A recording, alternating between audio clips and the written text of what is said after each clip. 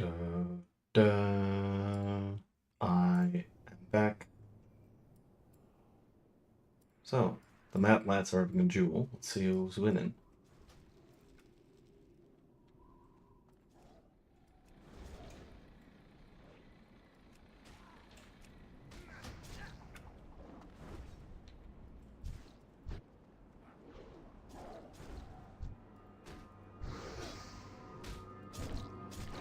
Oh, wow.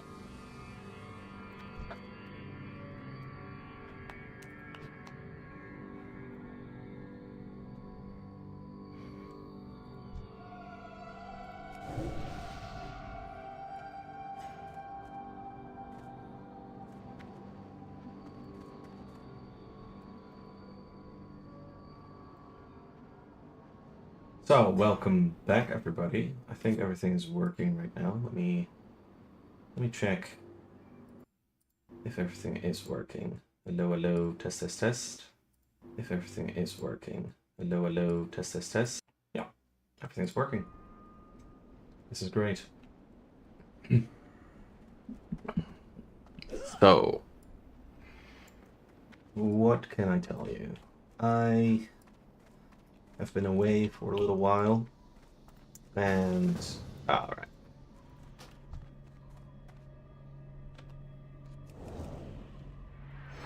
That spell isn't ready yet.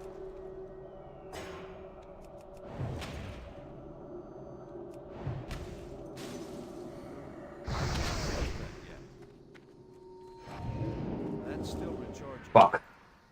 I can't cast that yet. If only I get another one of these. There we That's go. still recharging. Oh. That spell isn't ready yet. Ah, almost had it.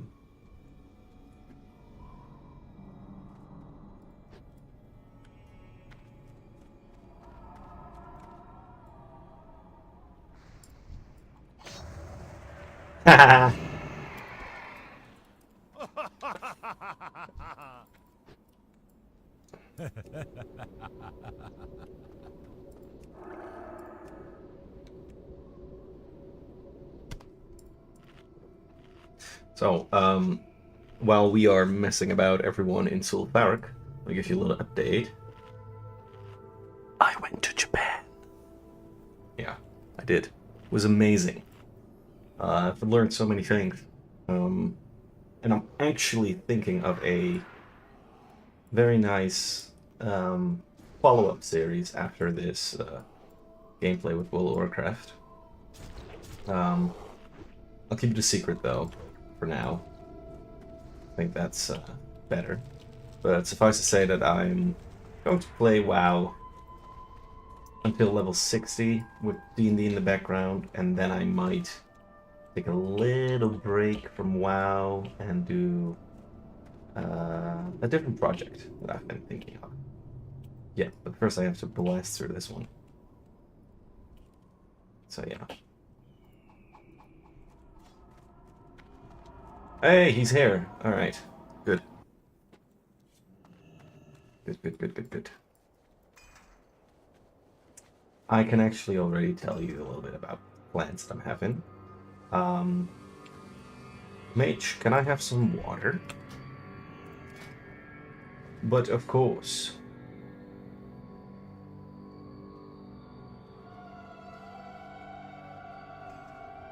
Um,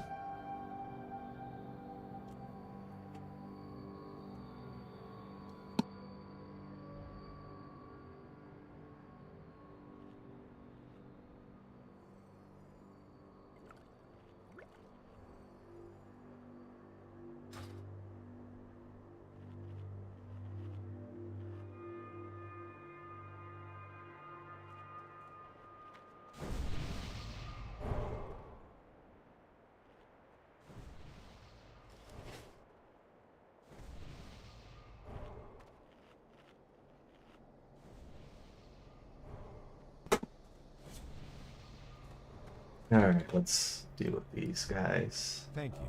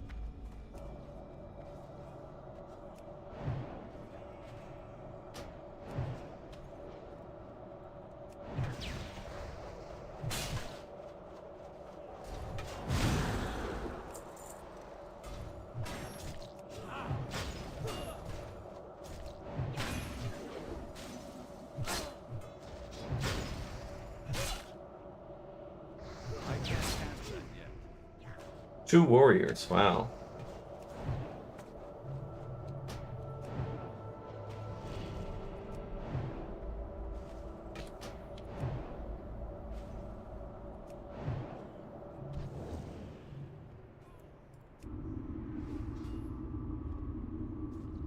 They make the worst tanks, though. Given that they are both arm spec. And I thought the other one had the Whirlwind Axe, but that's a different one. What is that? It's too far away. It's got the Ravager. Bit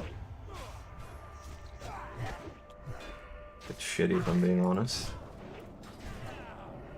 So it's all dependent on me.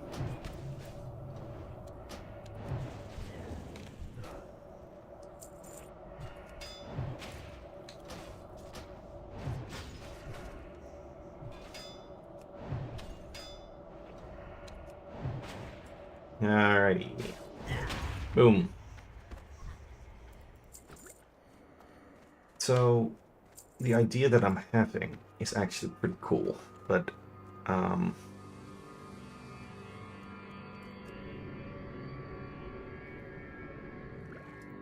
first I need to tell you what a jive it was to go to Japan. Because when you go there, and you go to Tokyo specifically, or Osaka, you need to visit the electrical towns. I bought so much shit from there. It's insane. And they're all mechs and shit that I bought, so in my D&D campaign right now, I'm gonna try and add a mech arc. Just so that everything I come up with is infused in the game. Yeah. Yeah. But before I go and do all the other things that I'm planning, I think it's best to just stick with this for now.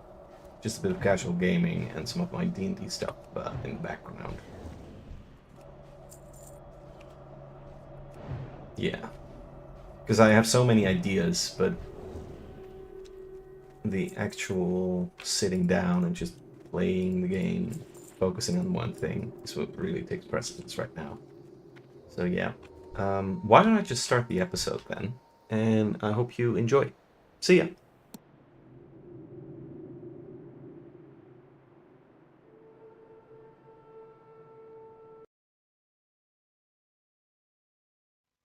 The technological reset, called the Madaboris, stopped happening. And they did that in a very specific way. Because, surrounding the Valley of Wanderers, there are these alien outposts.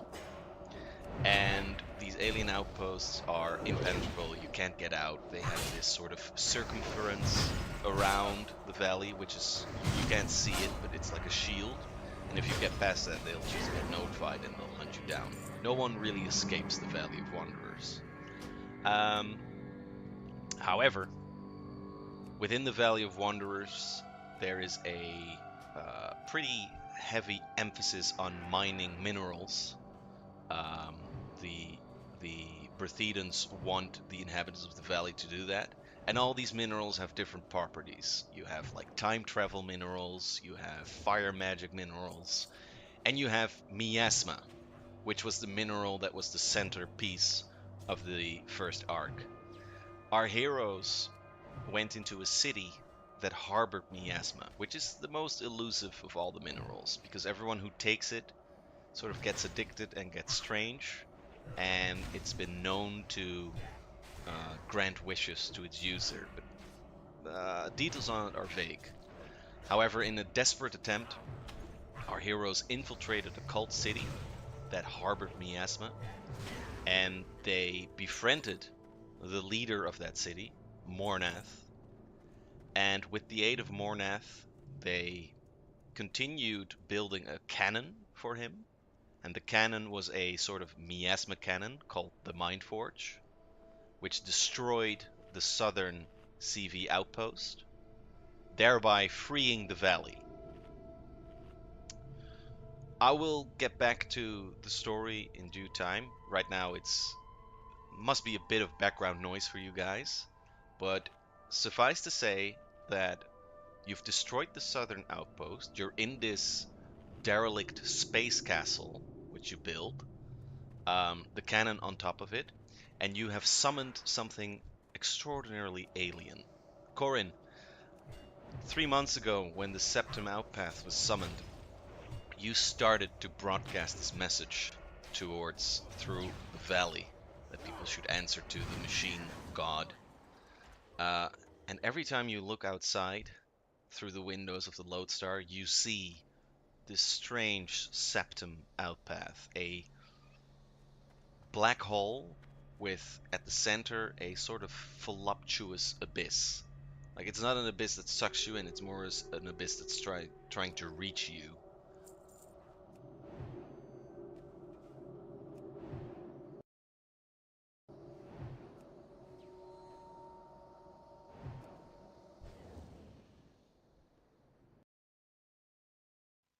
The technology Over scale. had strange couple of months because for him, and the cannon was a sort of miasma cannon called the Mind Forge, which destroyed the southern CV outpost, thereby freeing the valley.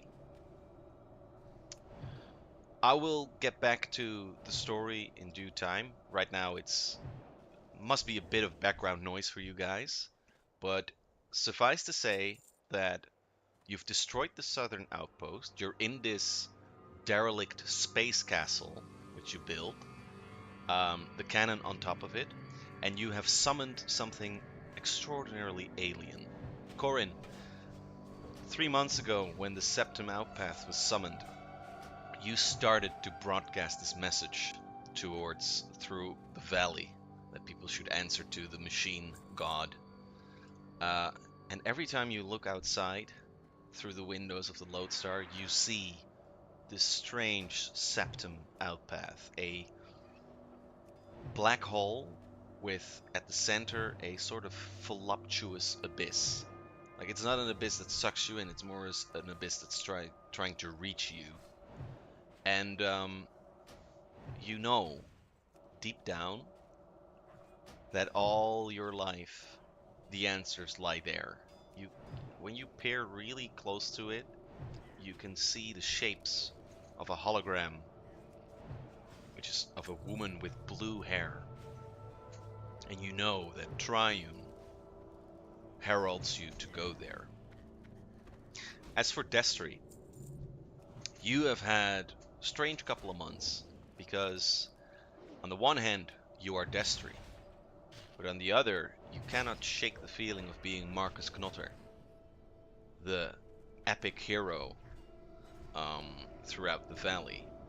However, you have made peace with the idea that you are Destry and maybe you have a problem, and you've been trying to find out where your squad has been that you've lost all those years ago. But right now, all you're really doing, just like Corin, is cleaning up the Lodestar of the remaining zombies, and you've really just been hacking away at it at the under the supervision of Bornath. However, there is another inhabitant in the Lodestar, which is none other than Rogar. Rogar, how would you describe your character and the background of your character? Big boy. I believe he's about 10 feet tall. Ooh, thick with 3 C's, I see. Yes. Very. I suppose all dragonkin are pretty large and somewhat muscular, but he's pretty muscular for a dragonkin, I would say. Oh yes, he is a dragonkin. I forgot to mention that fact.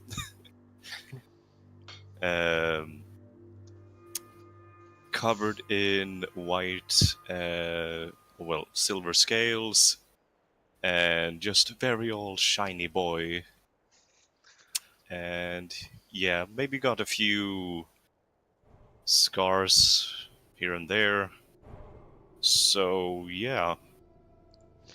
Yeah, and if you guys remember Corin and Destry, in the past, You have traveled to the Cyphernauticum Temple, from Fahrenheim to the Cyphernauticum Temple, and you encountered some of these dragons. You remember those? Yeah, we came across. I think we came across like a pair of blue dragons who Mhm. were investigating like a giant, like worn out, uh, you know, basically disassembled and decaying construct. I think that was the Exactly. thing. I hooked up my brain to that thing. So yeah, you did. So that faction, they called themselves the Dragon Husks, um, I and remember they were really friendly. they were, but they were also kind of, they could have snapped your head if they wanted to. Well, I mean, they're fucking two blue dragons. Of course they could have. Yeah, they didn't, but I think didn't you have that like you used I think like the Starfinder photo of them and you're like, yeah, they just have that equipment. So they both had like two giant laser cannons yeah, yeah, strapped yeah, to their yeah, shoulder. yeah. They just had these two massive las cannons. They're just like, "What? Hello there, friends." And it's just like, "Ah, there's a howitzer on your shoulder." Yeah, exactly. Yeah, that was that session. So Rogar is affiliated with those, and you would know that if you met him because most dragons within the valley answered to the Illuster Dragon Husks. But you haven't met him yet. All I'm trying to do here is paint a picture of what kind of guy Rogar is. But Rogar, your background has been rather different. Of course, you worked for the Dragon Husks, and then something happened that we will discover as you tell your story. But suffice to say that one thing led to another, and you've been locked up on the Lodestar for, I mean, I'm guessing something like 5 years. And every day Yeah. has been the same. You wake up, you take your juice, you take your jumping rope, you do the jump rope, you get a Rubik's Cube, you solve the Rubik's Cube, you do a test, then you walk down the corridor, you try to flirt with the robots, then you go away, then you try to push away the robots, then you go away, then you try to talk to these strange angels that are imprisoned, and you go away again, and it has been that has been your day ever since. It's like get a juice box, jump rope, do the Rubik's Cube, flirt with the robots, push the robots, and so forth and so forth. Now, why were never really told. However, with the recent happenings that you are unaware of, but you have felt it, you start to notice that you've gained some powers, strange powers. As you wake up and you get your juice box, you notice that you can just sort of get it telekinetically. Something is different today. We'll see what that really means in a couple of moments. Hmm. Corin and Destry.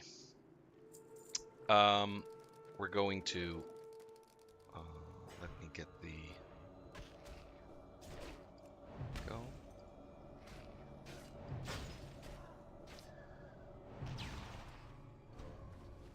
So, 3 months have passed since the summoning of the Septum Outpath, a construct bordering between an artifact and a natural force.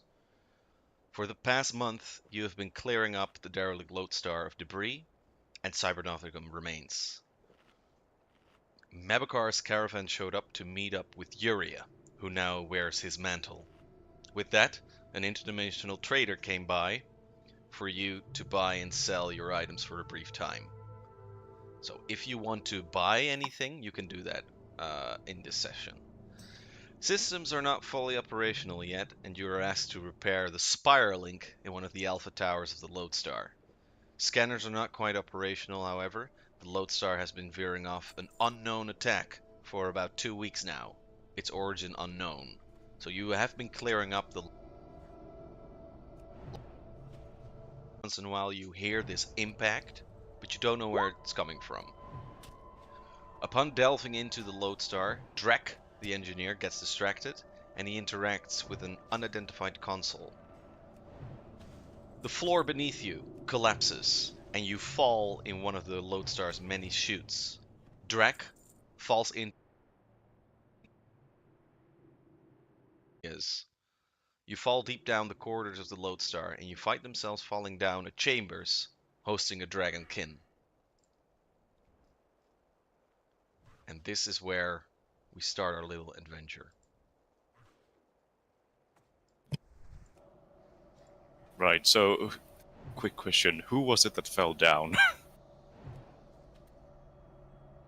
Pacific Group. So we're in your room now, Yes. and we have. Oh, both fell down. Okay. Yeah. Never At least we mind. landed on the couch. Yeah.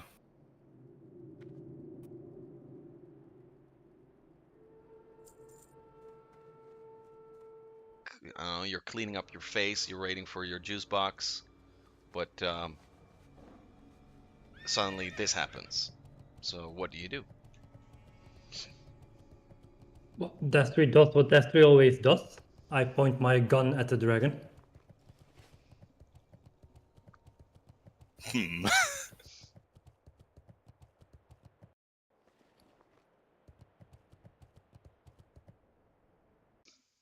Yeah, by all means, describe yourselves. Yeah, so Destry more or less looks like his little picture. So he looks like a soldier or a mercenary, clothed in what are tactical clothes for trying to more or less blend in, although it's difficult to blend in if you're always going in different direction. But it's just standard greenish, brownish cloth with a bit of camouflage colors on it. Carrying a heavy backpack and carrying a hunting rifle. Okay. And a sword, by the way. Oh. And Corin is a little bit Toaster. different than that. Yep, basically. He's pretty short. He's only about 5'5". Looks probably good. He doesn't weigh very much. Just a relatively small man. But if you look in the miscellaneous tab in Discord and scroll up just like a little bit, I have a bunch of pictures of a model I made of him. He is definitely not quite dressed like most of the people in the valley, those native to the valley. Just being that the valley doesn't have the same level of technology that the rest of the Starfinder universe does, and Corin is from outside the valley. But yeah, he's a little tech priest mech boy, so he I have a really good idea of how he looks then. he has pretty utilitarian armor. Looks a little bit advanced for kind of like he's out of a sci-fi movie for the setting. Has that like gas mask look, and the glowing, little eyepieces and everything. What skin is currently exposed is clearly very heavily modified. Right. Yep. Is it true that Corin, what really makes him different from a tech priest is that he wears a blue cape, right? Yeah, he's blue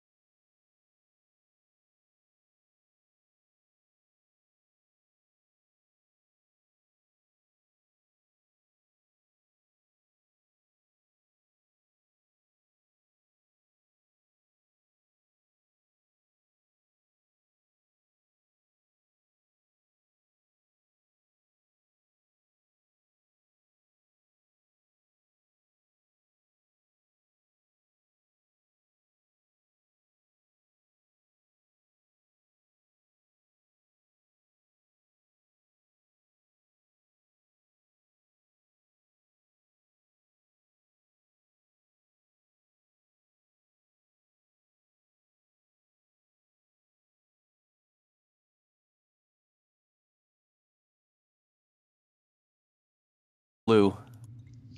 And he's I don't want to Kinda say like that the navy deck blue. priests are old, but he is specifically rather young. I think he's. Yeah, he's in his 20s. Could you see that as from a distance, Corin? Could you see that he's somewhat younger?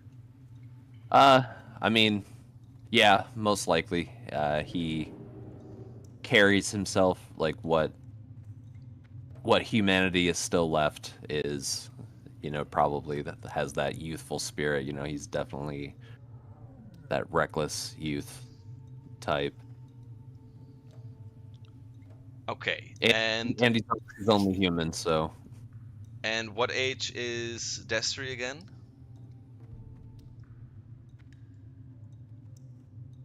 Somewhere in his 30s. Right.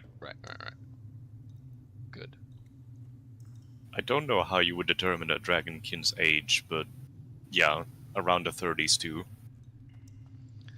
So, you hear an all too familiar command, Rogar. You hear training beginning. Training starts in 10 seconds.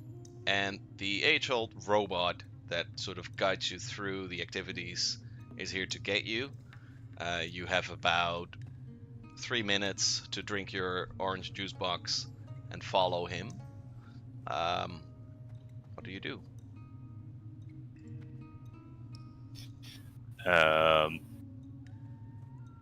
Noticing that this is probably an anomaly from the usual happenings, Uh-huh. I think Rogar is just going to step right up to the little toaster boy, Mm-hmm. grab him by the collar, and say, "Get me the fuck out of here!"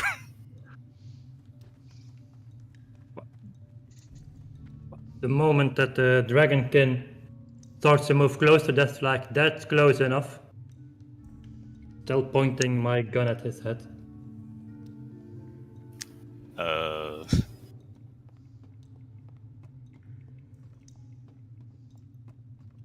I think that Rogar doesn't care.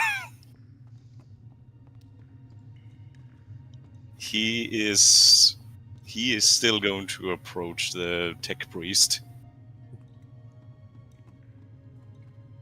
Okay. Stay your hand, Destry.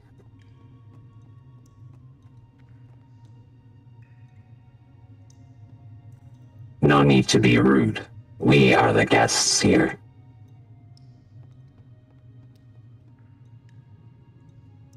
and he's addressing Destry specifically, like, come on, man. Ain't nobody got to get shot. We just entered. We're in the lower level of the Lodestar. Have you found anything normal here in the last month? Come on. This being is clearly not undead.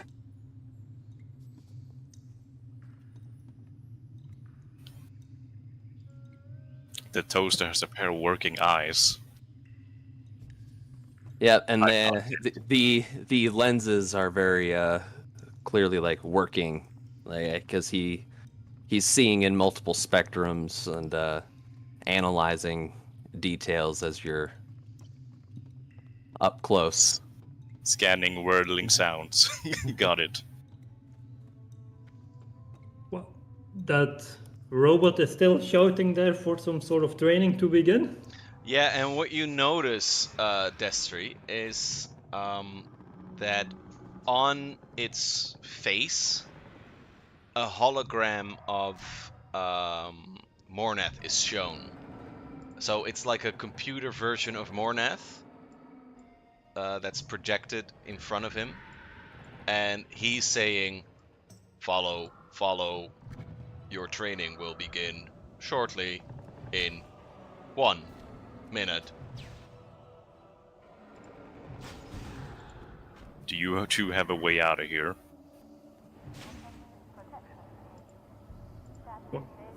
It depends on where we are. Yeah, well, Destry lowers his gun. He just looks up, and I guess, well, the way we came in? Why not? Yeah, so when you look up, you see that you've really messed up in terms of where you fell down. Well, Drek messed up actually. He pushed a button somewhere on the lodestar, and you know it's a pretty intricate dungeon in itself. And basically the floor beneath you disappeared. You fell into rosters, chutes.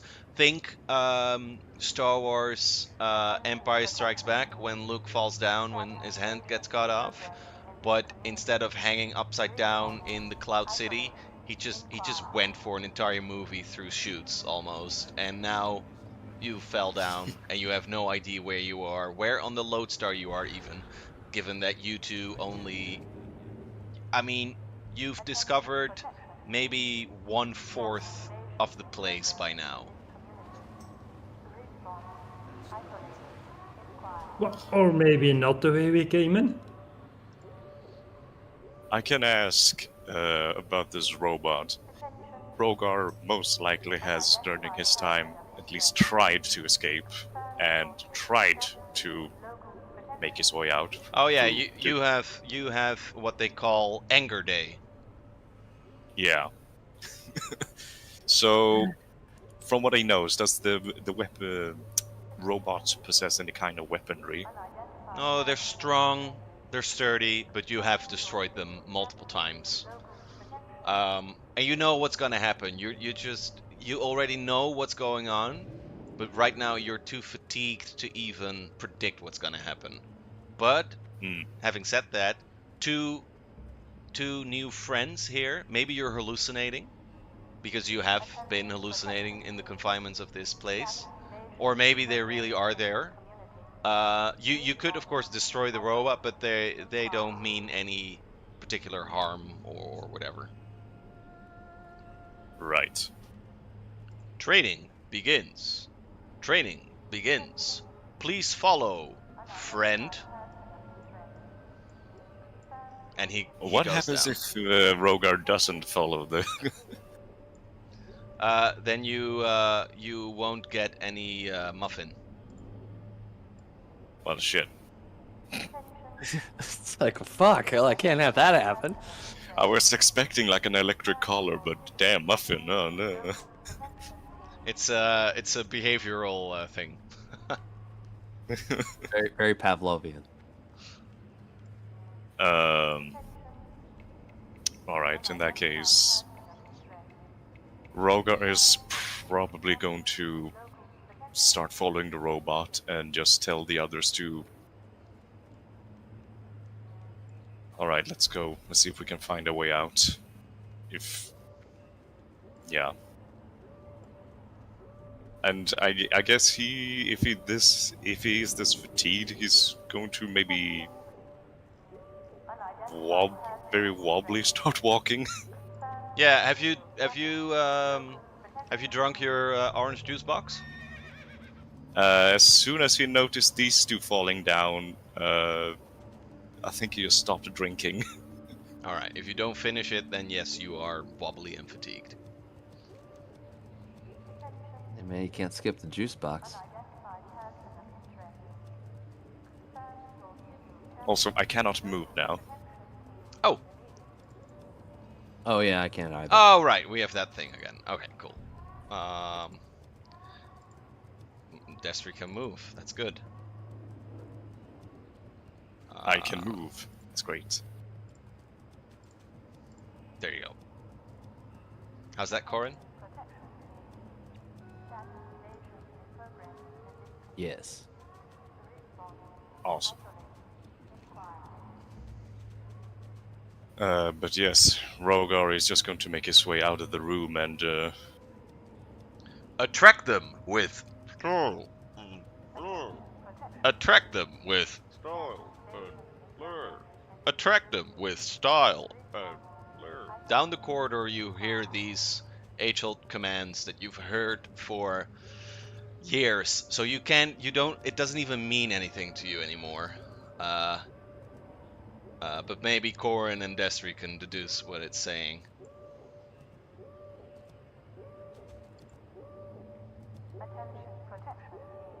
Style and flair. It sounds like a like very strange like sweatshop, like infomercial training boot camp or something like that.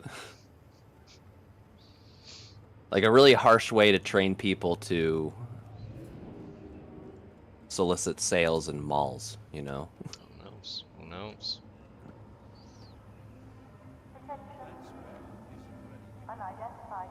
But I turned to Destry and like, It seems the door is open. After you, my friend.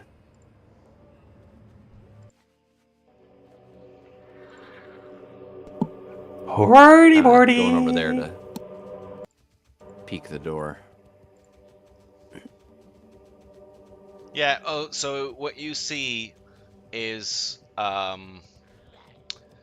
it's a little disturbing. See, the Lodestar has, it's either derelict, dusty ruins where no one ever comes, and then suddenly it has these bright lights, almost sort of lab experiment aesthetics. And the latter one is clearly present here, Corin. What you see is very white clinical halls, and you see drawings on the wall, probably made by Rogar here. They're drawings of sort of a star almost. It has triangles that go into the triangles that go into the triangles, and you recognize that he has drawn what can only be described as the septum outpath that you've seen. And you do see arrows everywhere, and it's either going down or up or left or right, down and up and left or right. He's been clawing this onto the walls, not really knowing what it means. And furthermore, you do sort of deduce that if this is Mornath's doing, Mornath has some secrets to harbor, and even though his alignment was not always particularly lawful good in any sense of the word, you didn't consider him to be a lab experiment kind of guy. Or maybe you have. I don't know. I'm not one to fill you in on your opinions.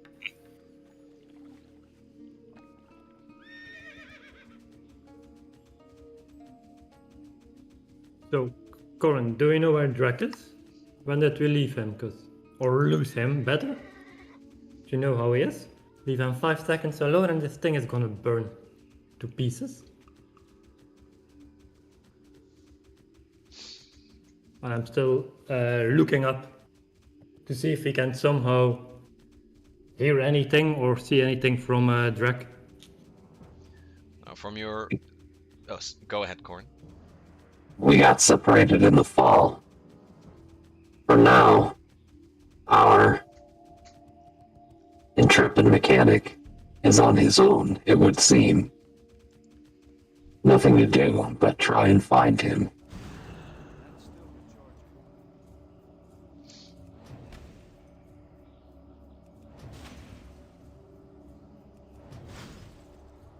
Yeah, well, I guess there's only one way out of this room, and that's we move into the corridor to have a look there. So, Desri, from your tactical experience, what you do see is that Rogar, he is pretty tall and also pretty big. Now, you know that Dragonkins are of themselves pretty muscular and big, but you can see that this guy, the way he walks, there's still a shimmer of something of a merc in him. You can see that he has a bit of tactical movement. He walks like a veteran, and you recognize this as no other. Aren't Dragonkin large size? They are. So you should, GM, you should probably actually inflate the size of his token to accommodate and kind of just make it seem like no, he's a big chunky boy. No way. Large.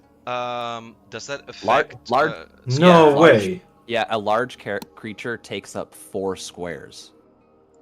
A 2x2, yeah. What? That's awesome. Okay. Yeah, and he has naturally they have reach, so his reach extends. Oh shit. I think I'm pretty sure with Dragonkin that's the same. Typically, like a large creature, like it comes with being large size. A large size biped specifically. Large size quadrupeds do not have reach, unless it says so in their character block. So when we say large, because this is pretty big, you have fought characters that took up 4 squares. Yeah, I mean the dragons that we fought were huge. They were 3x3. They took up Yeah. 9 squares. So he must be really big. And we fought. Yeah, like no, he's big and wide, like probably a few hundred pounds. Like he's best described him as 10 feet tall, so he's wide enough to accommodate that. 10 he's feet tall. That's insane. Yeah, he's like he's almost twice Corin's height because Corin is not much more than 5 feet. Holy shit. Okay. He's a short little shit. Well, there you go, Rogar. You are a big motherfucker. And as Yeah. you walk down, Rogar... You like take up the whole hallway. Yeah, he does. Yeah. Sort of slumping like a big hole. I think it looks cool too. Like you just having a big token looks cooler. Yeah, I now understand why pointing a gun, the first thing you did, was understandable. Yeah. It's like pointing the gun at the 10-foot tall creature. That's kind of like Corin's thing. Like now, Destry, we're within arm's reach. No need to. No need to anger the dragon hunter. Yeah. Yeah, exactly. So Rogar, as you walk down, you hear it a little more clearly. Attract them with style and flair. Attract them with style and flair. Attract them with style and flair. I think Rogar is just going to...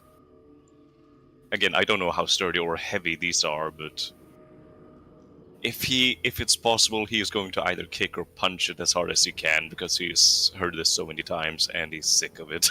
Yeah, go for it. So I guess that's just to roll and attack. Mm-hmm.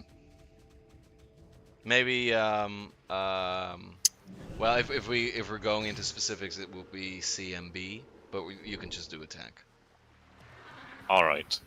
I do not have the normal attack actually put in here, just the special weapon. Well, let's just do it for rule cool. You can just attack him. All right.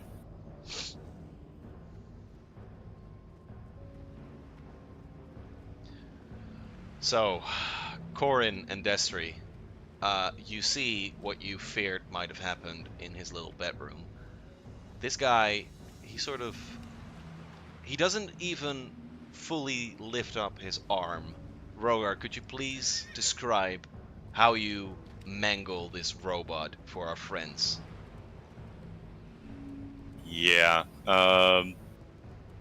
He's just casually walking down the corridor, and as he's walking past this robot, he's just going to do essentially a bitch slap of the robot and just send it flying. Attract him with style and flair. Attract him with style and flair.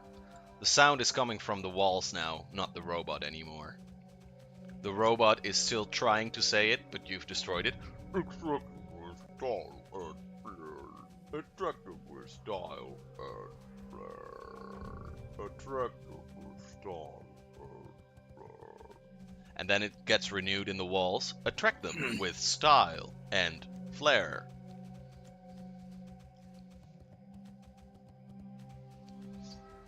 I think Rogar is just going to look down the corridor too, and The futility. and so you come in or what? Well, before we're coming, just a culture check. So, what do we know about Dragonkin and possible alignments?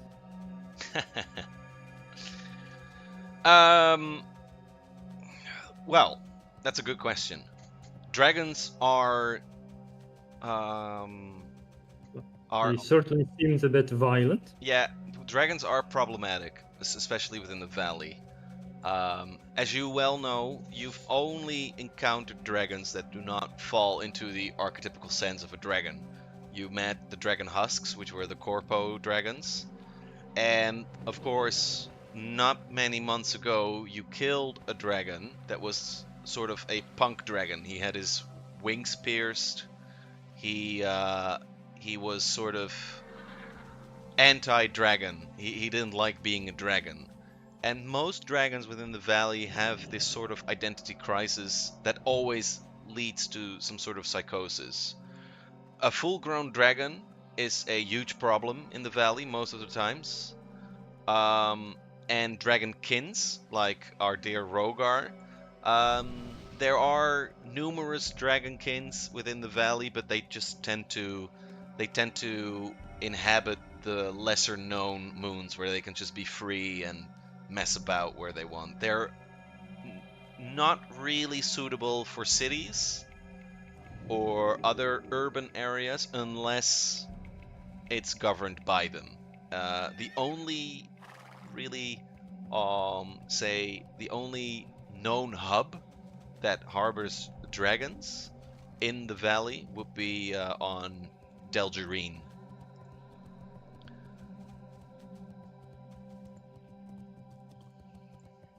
And Delgerine is the planet next to Thrist. So there's that. That's all you really know about them.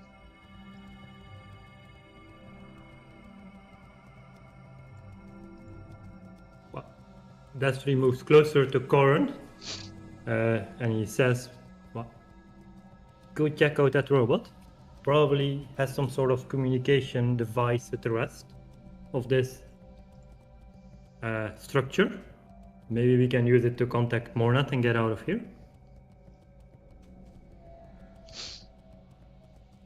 I'll keep an eye on our Dragonborn kin, whatever they're called. Good call. I'll see it done. And we, or at least I, move up. Come over. I kind of want to take a peek at this robot. Maybe see if I can get a hold of its like communication array. Maybe see if I can try to tap into the. Well, as you walk down, Corin, you notice you get the sense of peeking into several directions. So when you're standing where you're standing right now, down here you see a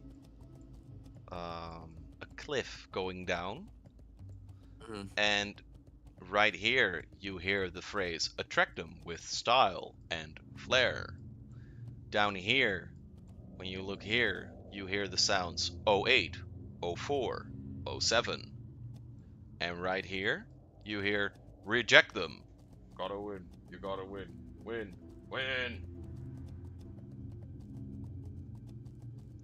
As you try and well, what are you trying with the robot? Well, it's connected, or it was connected when it was still intact, to or I want to see if it's connected to like a network that's giving, or if it's like running a program. Right. So you're jacking in, and yes, it is part of a local area network in these parts of the Lodestar, and you kind of see this holographic map of the Lodestar where you're at. Specifically, if I were to show you,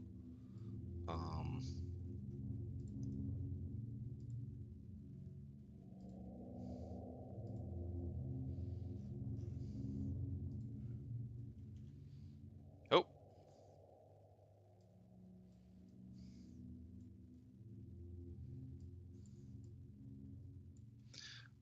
so here we have the Lodestar, and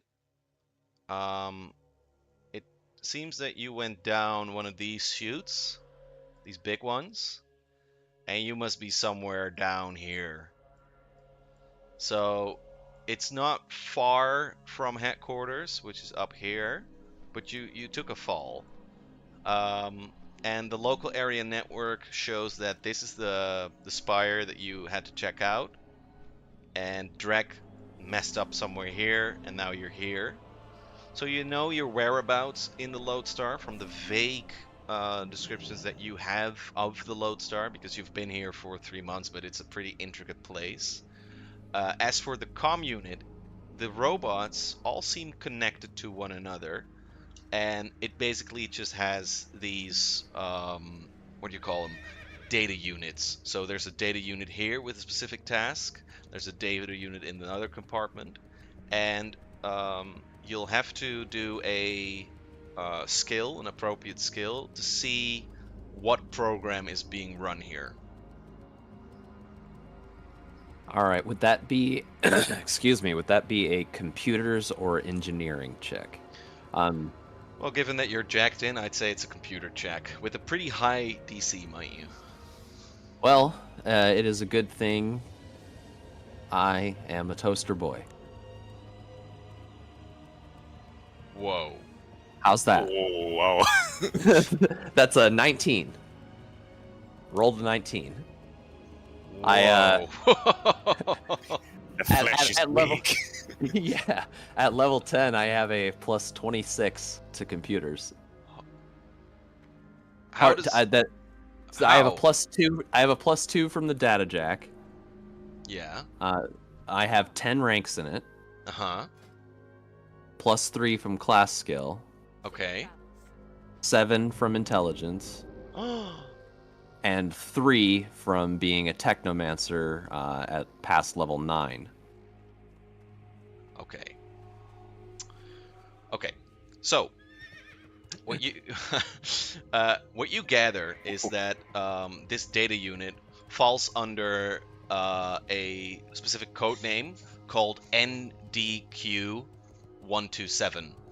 NDQ-127, you've seen that before. It stands for Nedark 127. Now, you've worked for Odin Nedark, so you recognize the last name. And the 127 bit seems to clarify a specific code for a specific experiment, which highlights the following. It deals with graviton and solar energies, and it is specifically veered towards our dragonkin here. So this whole test facility is basically testing out the skills of someone who can do something with gravity, but also can do something with solar energy. Have a good one. Interesting.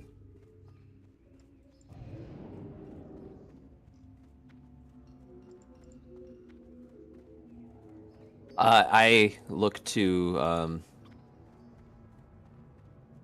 Rogar. That's your name, right? Yeah, you got it. Yeah. Look to Rogar. Are there any other test subjects in this facility? Who cares about test subject? Does it have a communication module we can reach Mornet with?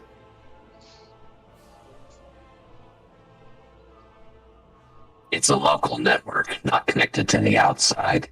It seems this facility was meant to be secret, or perhaps they simply lack the technology to connect a facility this large to a network that far away. Oh, bloody hell. I'm unsure where we are in the Lodestar. This facility is massive.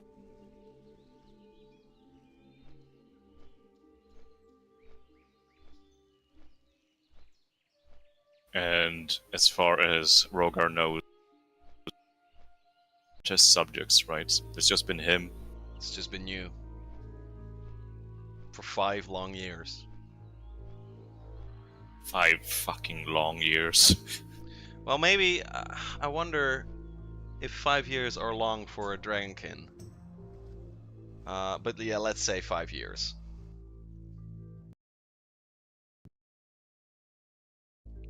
I've wasted away 5 years in this damn facility, and there's only been me and these fucking robots.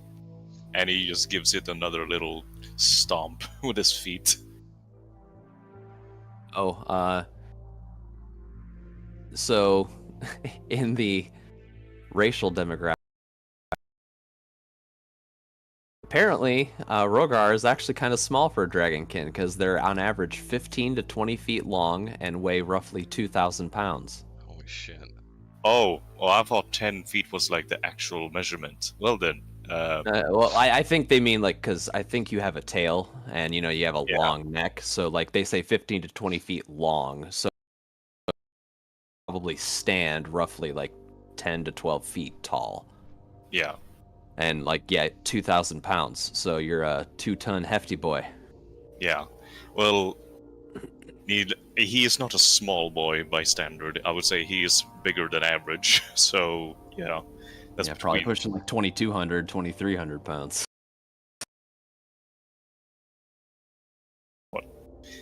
probably be a bit bigger too than 15 to 20, you mentioned.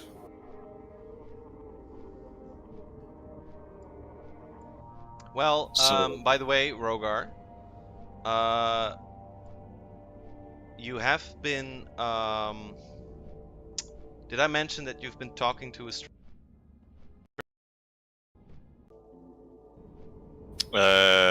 Sort of. Yeah, so that is Glossed over a that. thing that you have been doing lately. So as for other test subjects, you're not sure if the angel is here on its own accord. But it's up to you to share that with these visitors.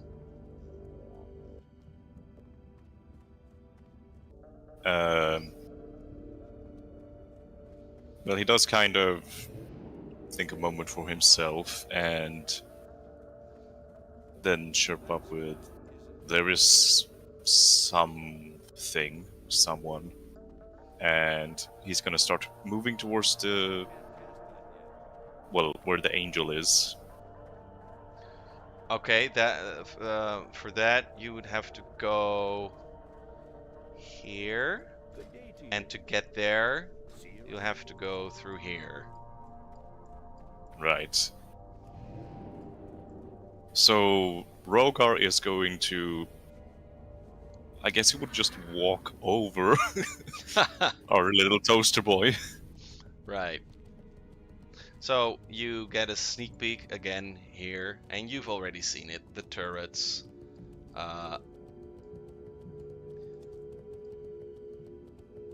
And the age-old sort of phrase, gotta win, you gotta win, win, win, reject them. Gotta win, you gotta win, win, win, reject them. Gotta win, you gotta win, win, win.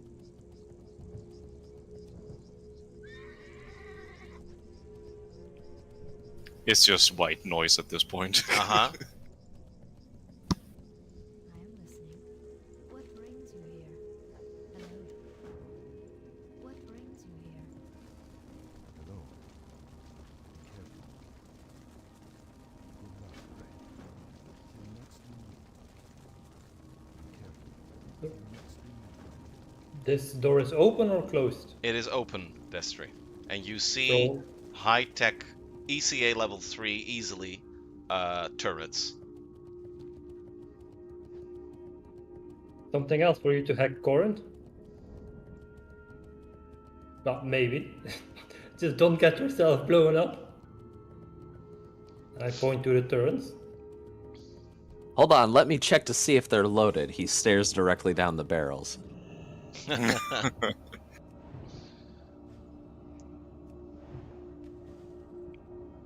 Maybe from experience, Rogar would advise him to not look down the barrel. Yes, safety first. We gotta make sure that these things don't go off in our faces. So he takes his fingers like Looney Tunes and boom, just sticks them in the holes. Now we're all safe. Rogar is starting to consider if he's actually gone insane and if this person is real. Be glad Drac isn't with us. He would actually do that. Yeah, he would. No, he would do that and then smoke a bunch of miasma and. Mm-hmm. Yeah, exactly.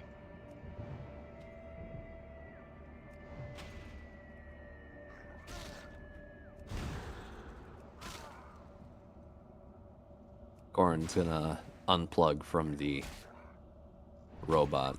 I got some useful info out of that thing.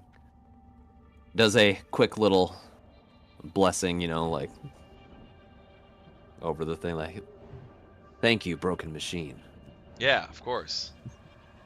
Of course, somewhere you don't appreciate what happened to it. It happened. It's the nature of technology to be used for war.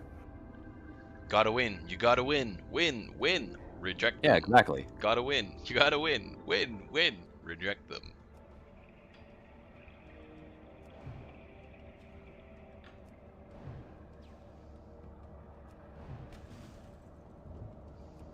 As we're following Rogar, gonna ask him, like, What are all these repeating phrases?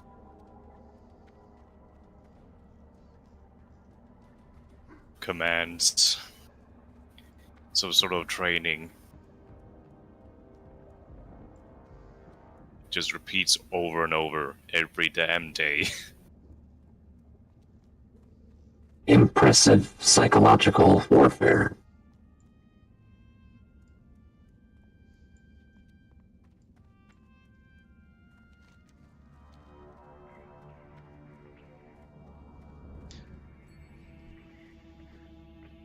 So yeah, heading here would take you to the visitors, Rogar.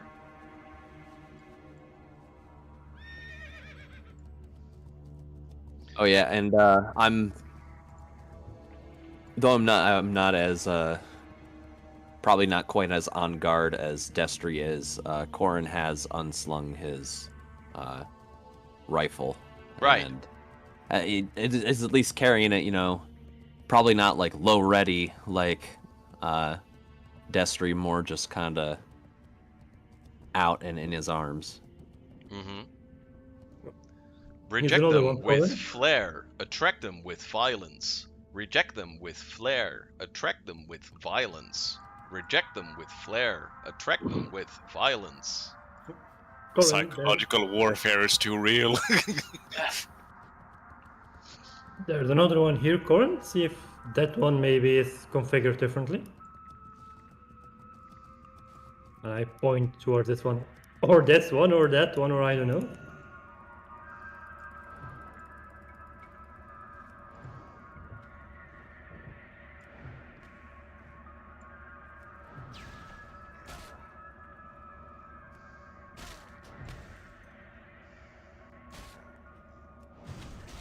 And to the right, through the walls, Rogar, you cannot deny hearing 08, 04, 07, 08, 04, 07.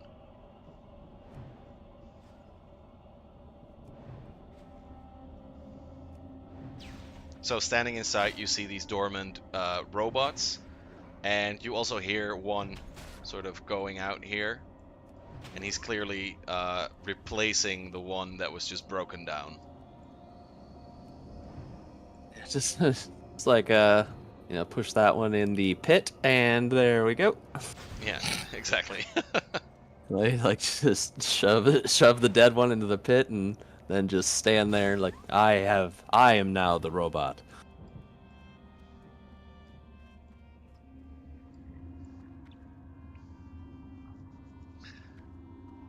And Rogar, you hear the people here talking. One of the people is saying, "Kara kokotatata," and the other one is saying, Utha utareda. Something like that. And you don't know what the language is, you don't recognize it, but you've heard it for a while now. Not 5 years, but more in the last few months, Hmm. because that's when they arrived.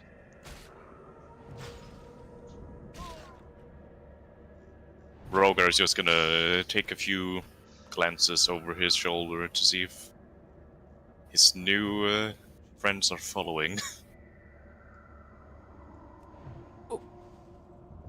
My character is in the way. What? Any luck going with the others? Robots, They- I mean.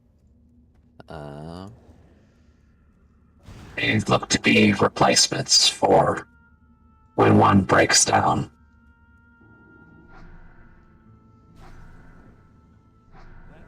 And when he says breaks down, does the, air quotes, kind of like points to Rogar. Right.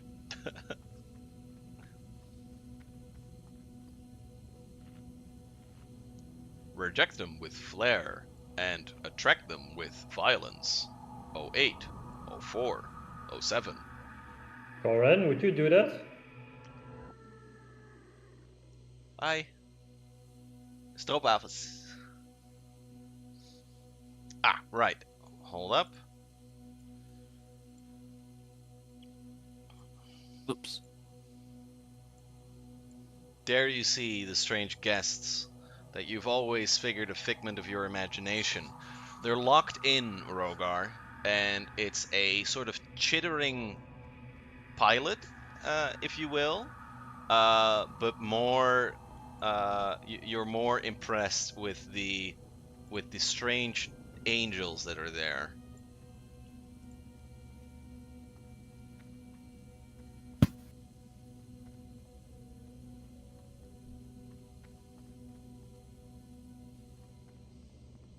Haratura Adada. That's what the Baragi's angels are saying.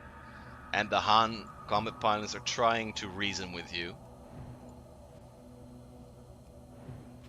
And I think that Rogar has also tried to do this before, and he's just saying, yeah. Yeah, and every time you do it in that indifferent way, you hear a pling.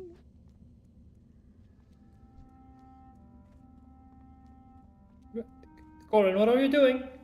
Attract them with violence and you're going there.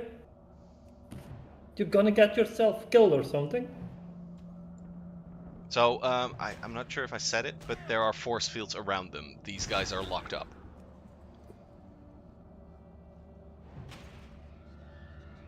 So Well, walking up to the door, I do note, I assume on the floor, is that 04, stamped on the floor, basically? Yes.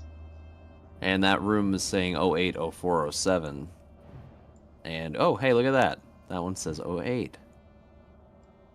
Oh, and the guns are 07.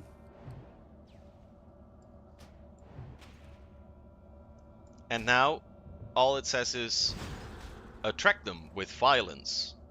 Attract them with violence. And through the walls you hear 08, 04, 07.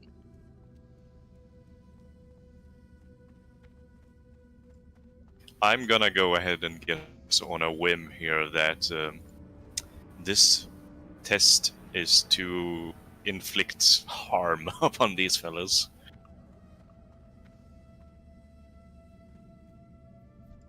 Or I assume that this test has been done before. So, all you know, Rogar, is that you've been in here trying to reason with these because, you don't want to be isolated too much, so you come here every now and again. The chittering combat pilots always try to reason with you, and you are kind of annoyed by them, even if you're solitarily confined. You are kind of mesmerized by the beauty of the angels, and you try to talk with them, but nothing really happens. And every once in a while, you do hear the pling, and now it returns again. Now the whole corridor says, reject them with flair, attract them with violence. Reject them with flair, attract them with violence.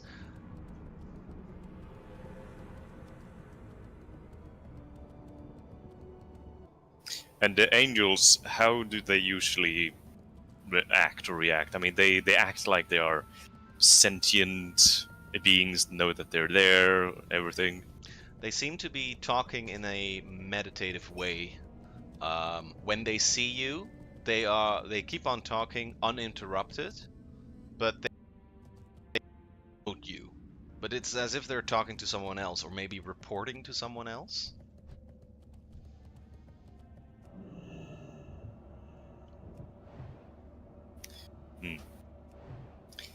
And yeah, I think he, as he's standing in the central room, he's going to address the of his newfound friends, Toaster Boy and Gun Totting Maniac. Yeah, He doesn't know their names yet, so he's just going with Toaster Boy, Gun Maniac. yes. All right. Oh yeah, and looking into the room.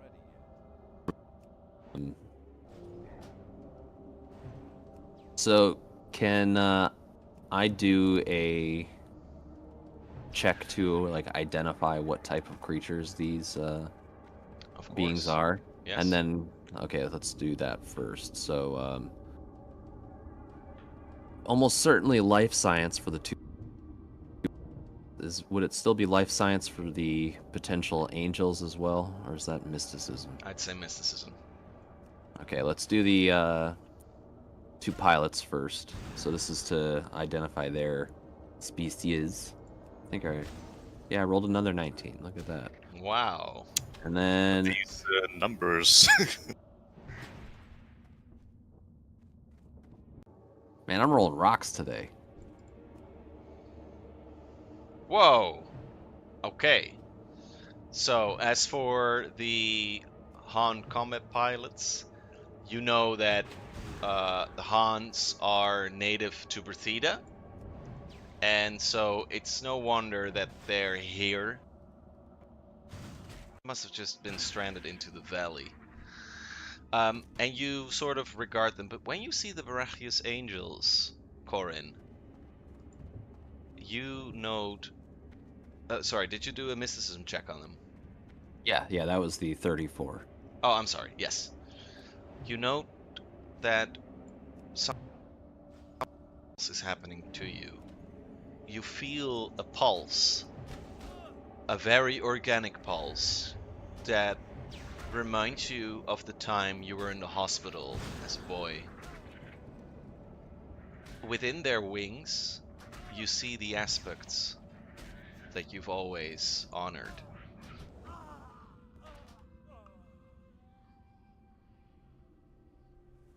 The Epoch, and you see Brian 1.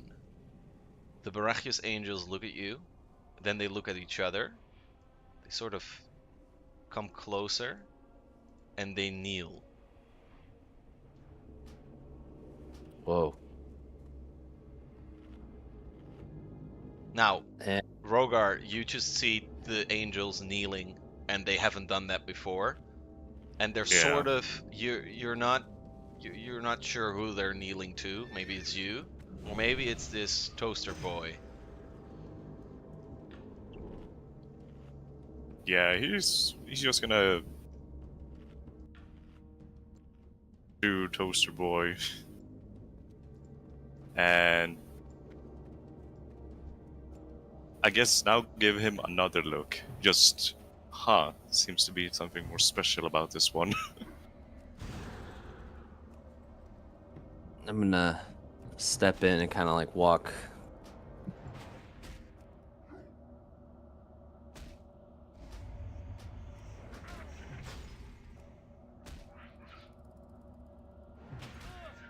Big.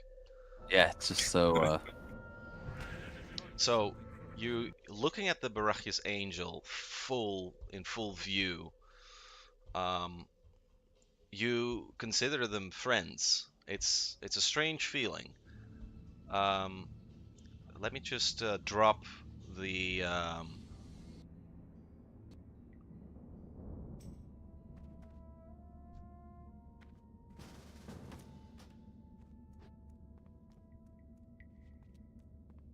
Okay, something's happening.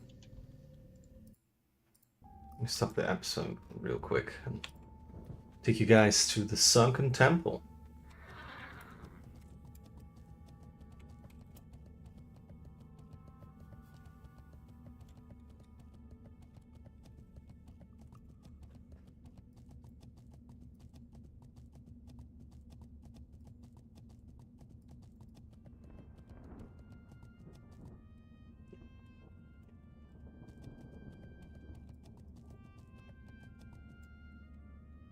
Wow, guys.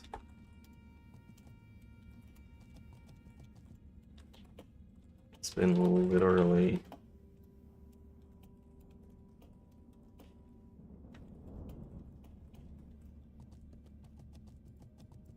19 years.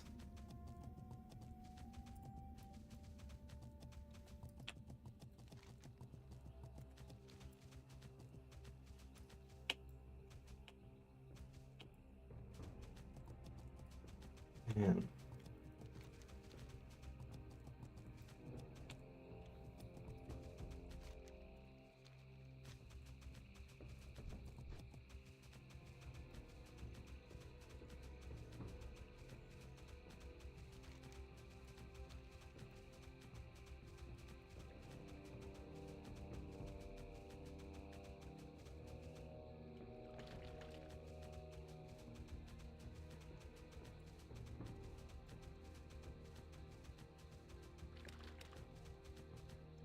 I used to have discussions with friends whether it was called the Temple of Hakar or the Sunken Temple, because that back then was sort of two things at a time.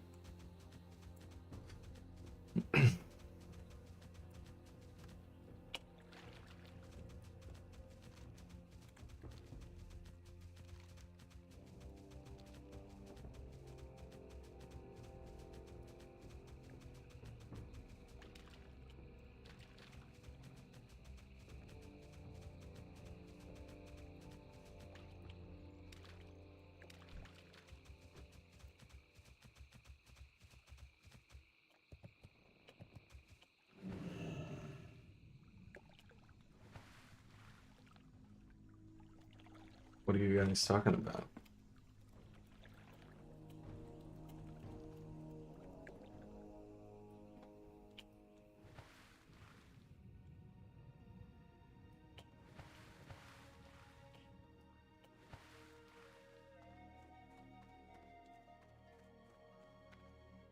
Ah,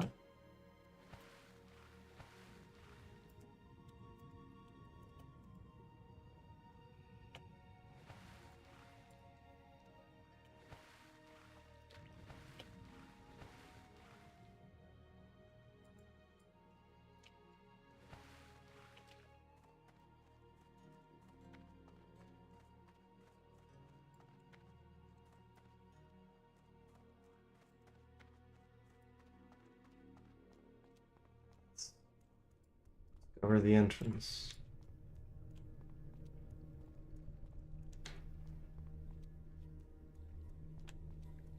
Here we go.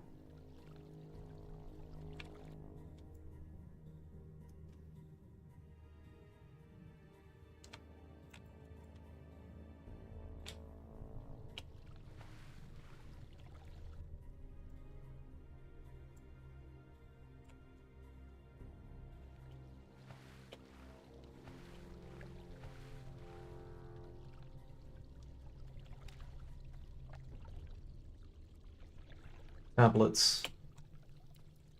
The drum. The looks.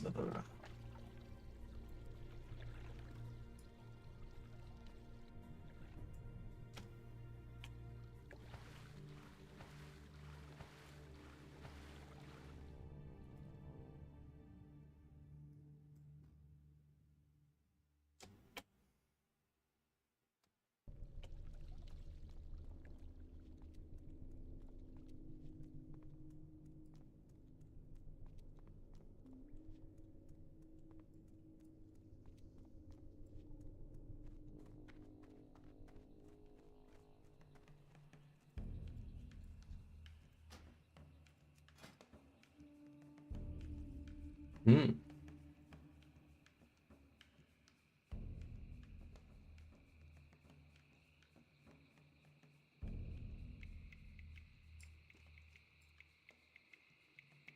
She looks really cool.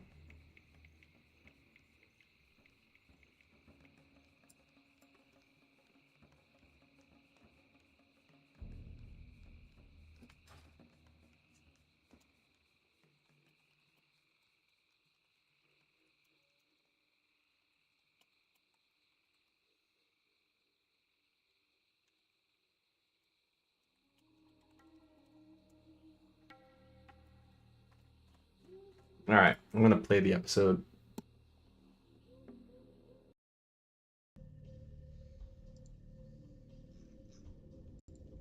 Friends.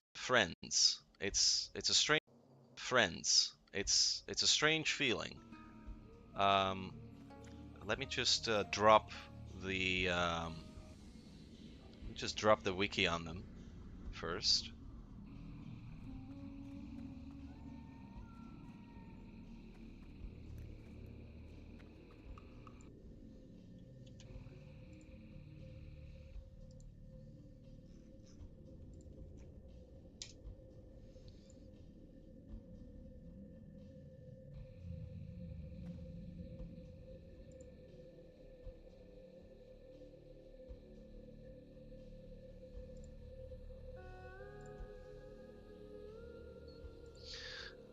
And as you stand near them, you hear them say a couple of things, Corin.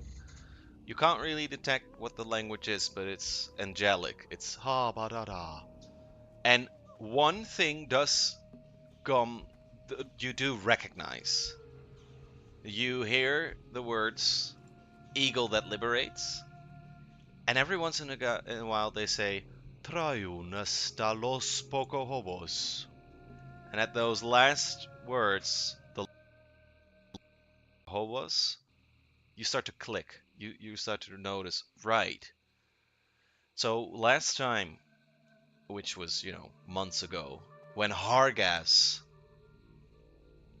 when you killed Hargas, his last words were, "You have to go to Los Pocohobos, Triune there." And now you seem to look at these guys who are angels of Triune, one might say, and they're saying the same thing. Now, how did they get here? Maybe you should converse with them, but we need some skill and some language for that.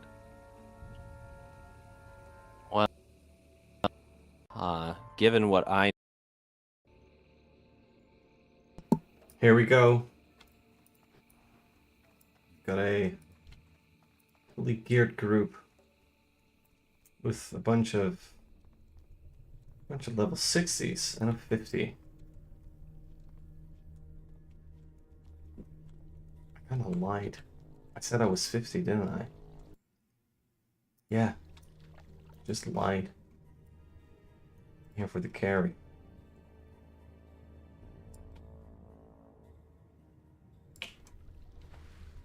What did I say?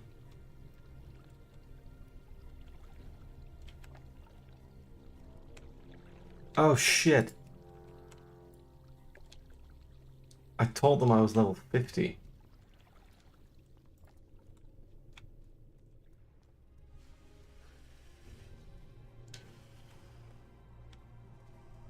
Am I gonna tell them now?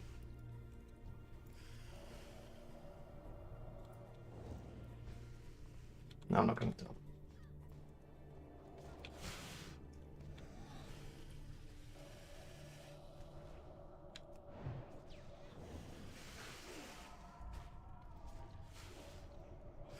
I'm just gonna lie.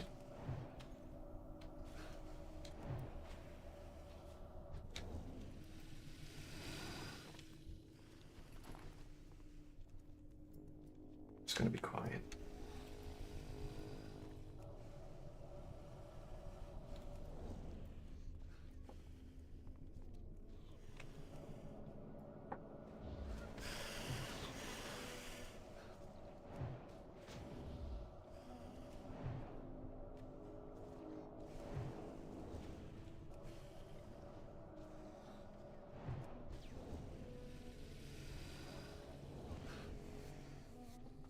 Doo-doo-doo. What's going on?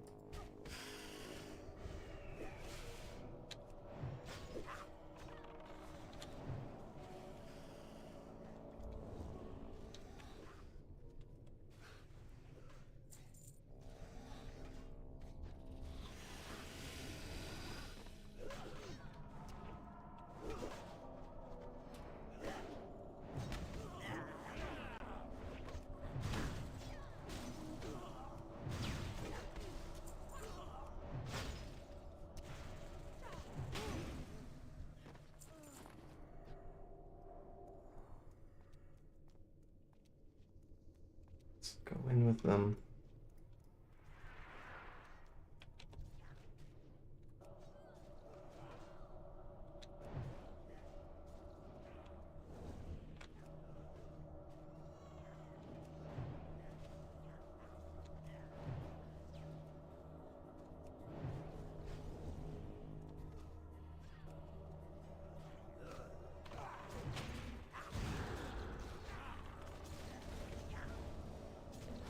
So I might win some good favor if I mention it now.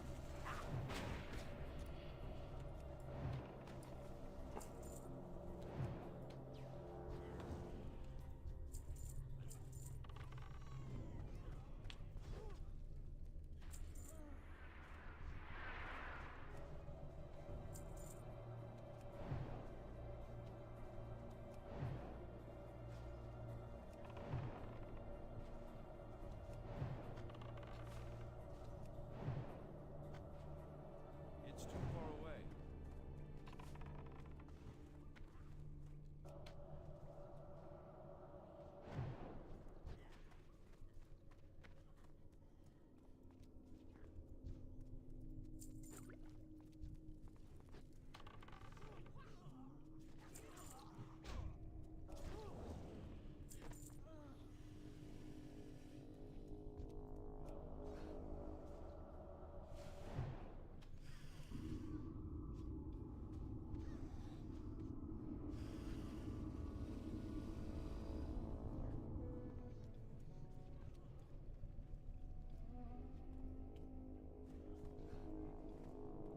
Oof. Oh boy.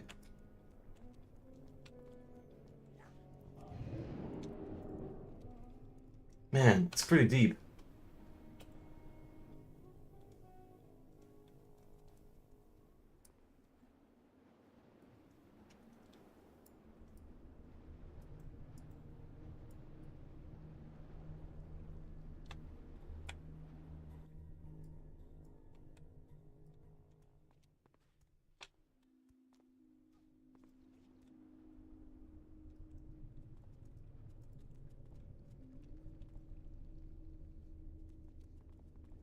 Well, now they should have noticed that I'm not level 50.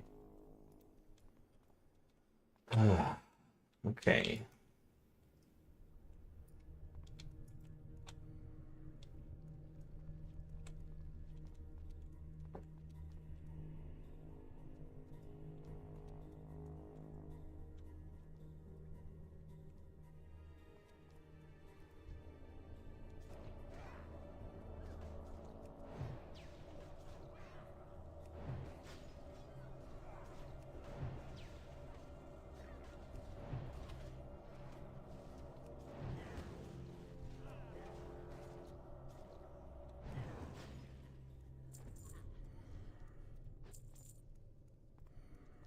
And ask them to share quests, they're gonna notice that I'm too low, so I'm just gonna jive.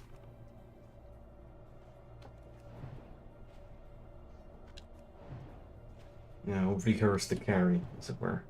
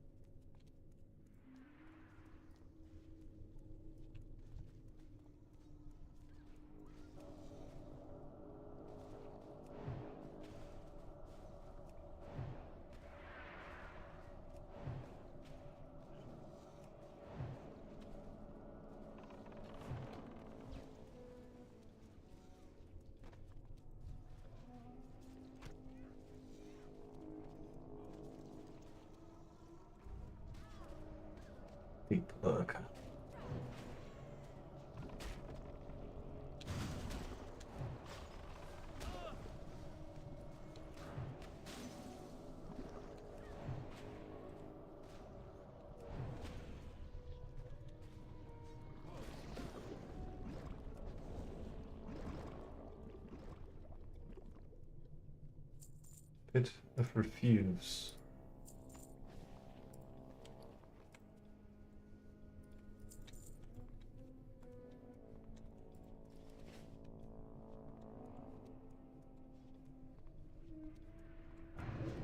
That's still recharging.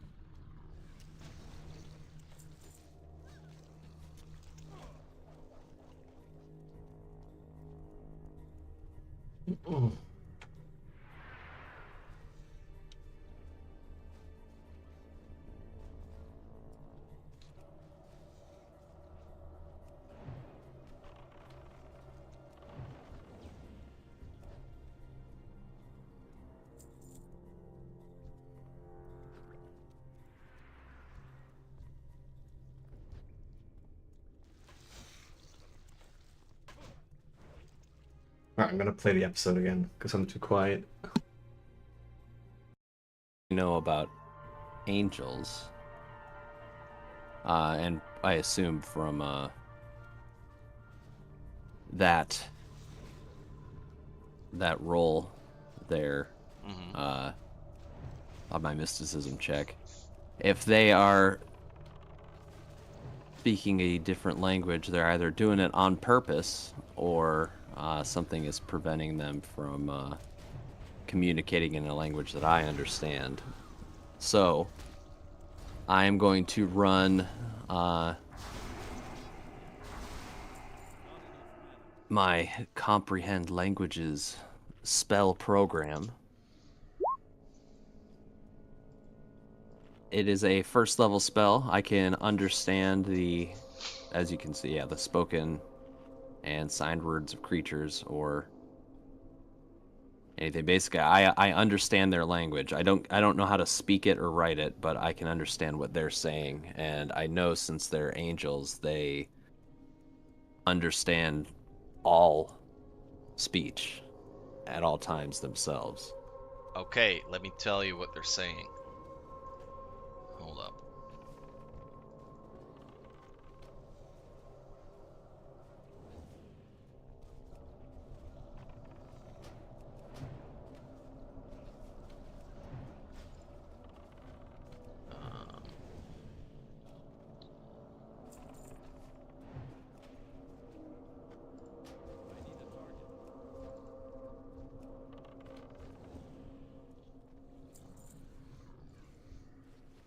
Okay. So they're saying unintelligible stuff. That should be noted first. But something along them is saying the following. The Trinity was reunited at the first meeting. The blood crept in our eyes and morphed our sight into something that could witness the cracks for the first times.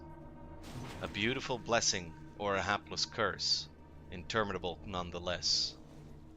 An elevated sense of our own becoming washed over us. The dead sheathed their golden swords, which horrified the face of peace. The decorum of our manners had shifted from that moment on. For the Viper, the dead, the Maker regarded us and said, Triune of Bride, Triune of Epoch, Triune of Cassandel, you are hereby summoned by the sequence. In Los Pocohobos lies the answer. Wait for the eagle. And it's as if it's a when your language package thing, it also comprehends cadence, and from the cadence you hear that it's almost like a verse or a what's like they're repeating a command that was given to them. Exactly. Like they're stating their orders. Yes.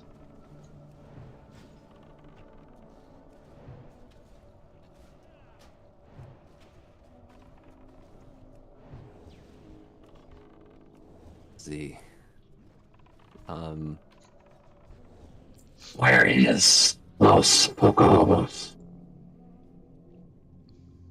And I'm just kind of like generally addressing like, you know, I'm inspecting the angels because I'm fascinated by them. I mean, these are basically angels that are like specifically watching over my area of expertise. They're like tech angels, making sure that technology is used for good across the universe. They look at you as if they're looking at a master, and they're saying, Los Pocahobos resides within the vaults of the Septim Outpath.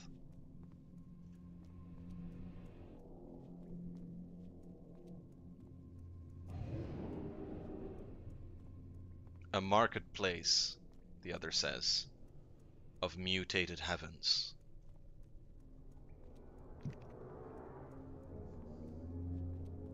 And we opened the septum, or summoned the septum outpath. Exactly, already. yeah. It's out in the window. In the last 3 months, Corin, you've looked up and you've seen this abyss having a light that lures you in almost.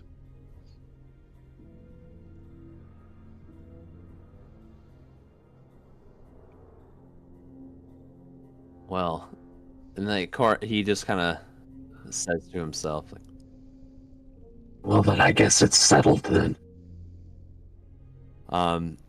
he has wanted to go there for a while anyway, and this just kind of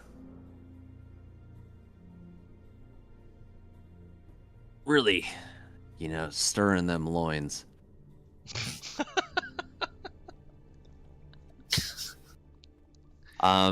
Can I?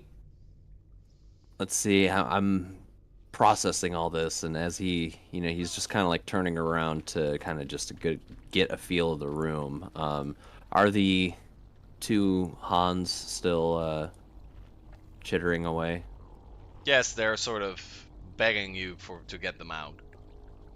That's what you're getting from them, but it's chittering most. Let's see, are there any, what is it, like keypads or like a console? That's the word I'm looking for.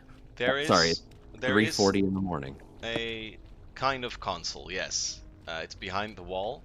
Yeah, you can of course do that. Where is? Be here. When you say behind the wall, oh, okay, over here.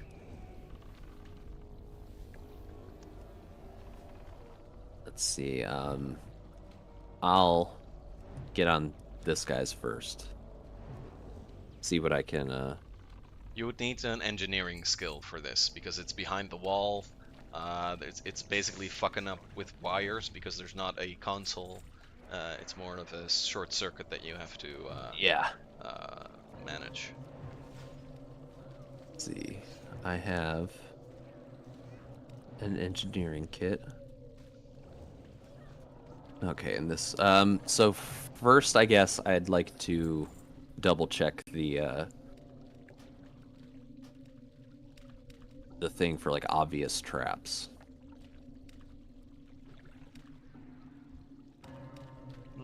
There are no obvious traps. Okay, so let's see. Engineering, you say? Alright. The door opens for the Han combat pilot.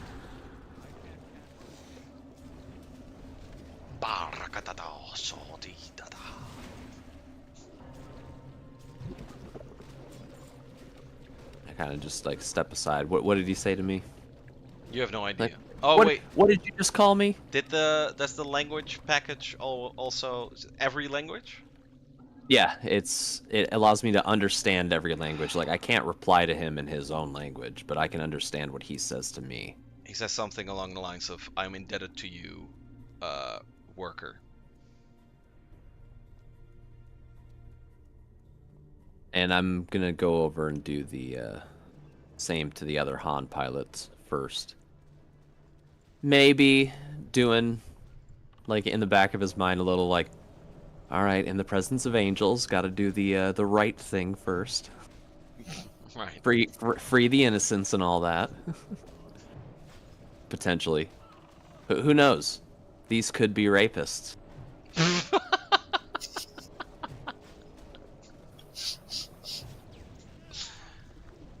But that is for someone else to find out.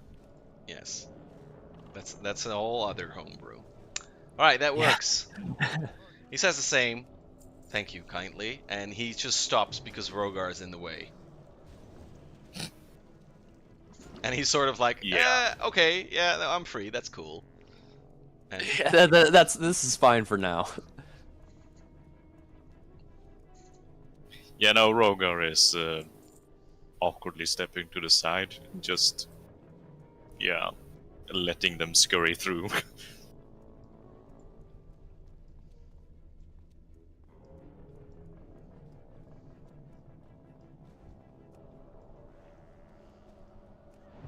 I love how this one immediately locks himself in another. yeah, and it closes. It's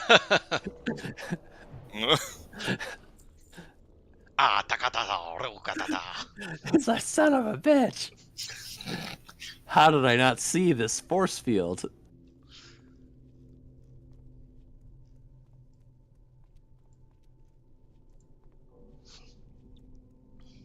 Oh yeah, let's see.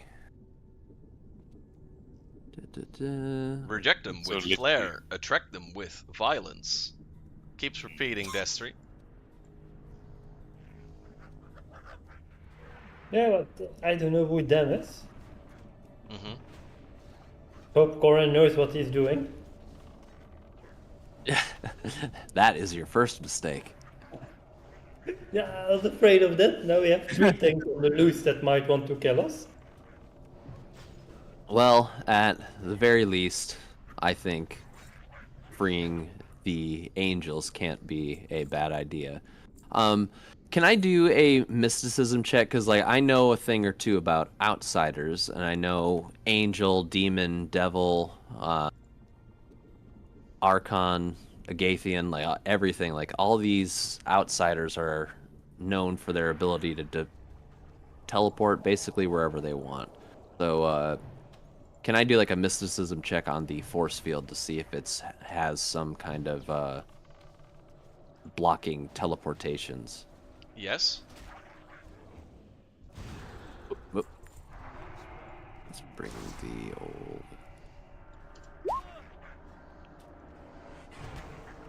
Oh, and I used detect magic and all that to actually see the magical auras on the force field, if there are any.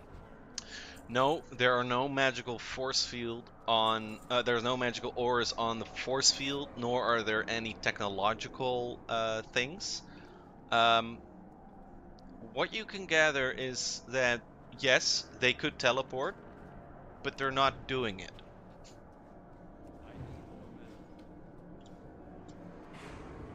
So, and that's what they were saying too.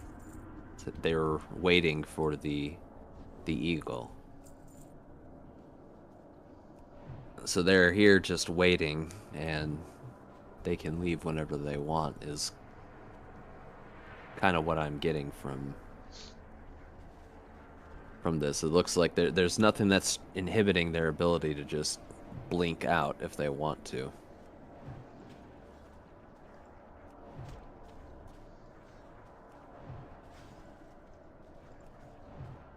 Oh, could you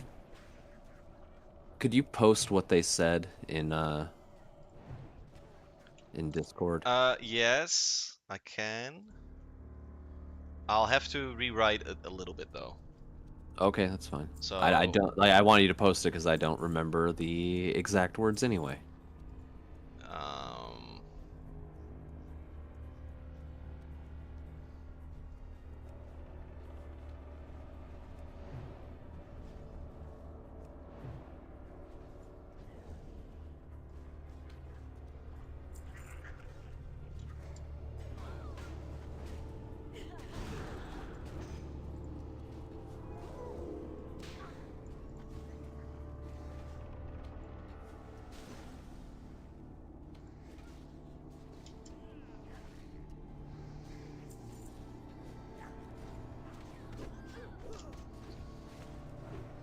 That's the gist of it, and there's a little more coming later, yeah? So, are you opening the panel for them?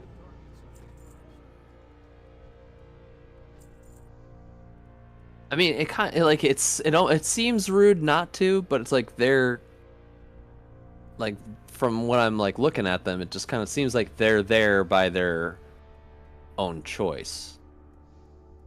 Like they're here like we are where we need to be to deliver the message. Right.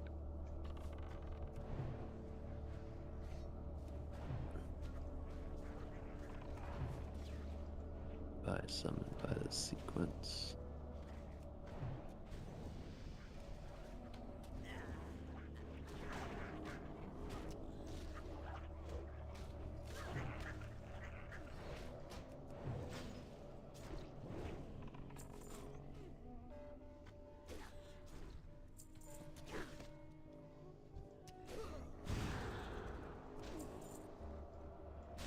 Deciphering, and then- Rogar, what are you doing in the meantime? I think Rogar is just letting Toaster Boy do his work here, and I mean, he's curious about these prisoners too, and just to. I mean, he knows what it's like to be trapped, so I think he kind of wants to make sure that they get out as well. But Rogar is gonna address. I'm sorry, I don't remember his actual name, but the Toast Boy. It's Corin. Corin, sorry. Gonna address Corin and ask, are you not gonna let out these as well?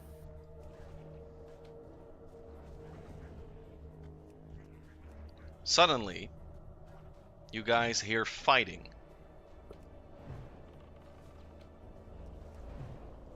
And it's coming from somewhere down the corridor. Oh, for God's sake. I start moving towards the fighting. Right? I think It's Corin! down here. Reject them. Gotta win. You gotta win. Win. Win.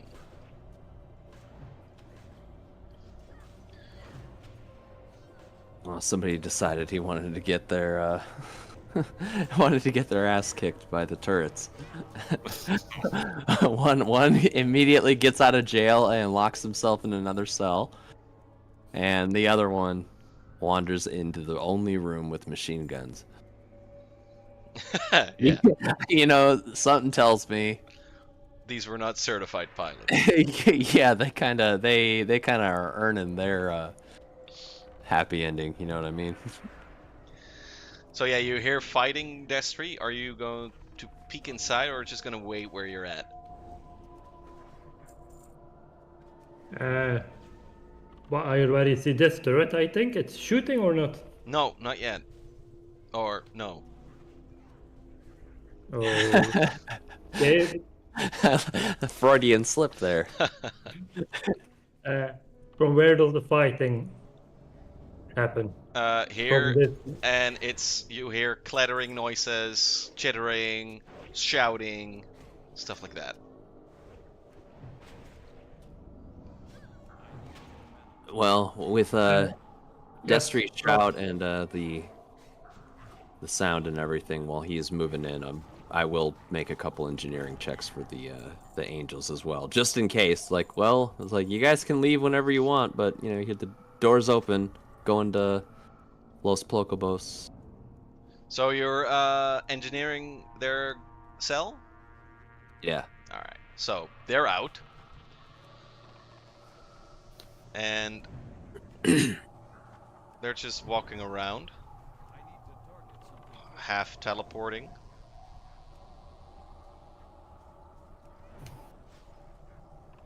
And they want to see what's up there with the fighting.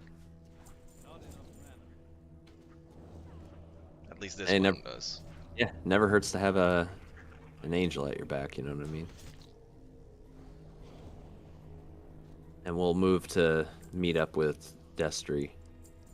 So as the I'm actually really fast, so Barachius angel is looking, the minotaur creature that you can see from the corner, Destry, is looking and in awe of the angel, and that is the Han Comet's pilot opportunity to kill him. And he does. And you hear a pwing! 07 complete. 07 complete.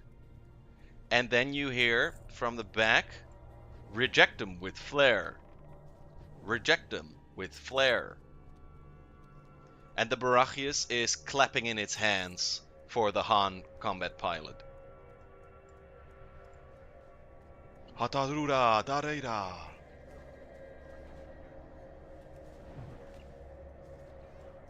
is it I can still understand him. Is it just congratulating him on his Yes. it's righteous victory? A righteous victory. I was attracted by it.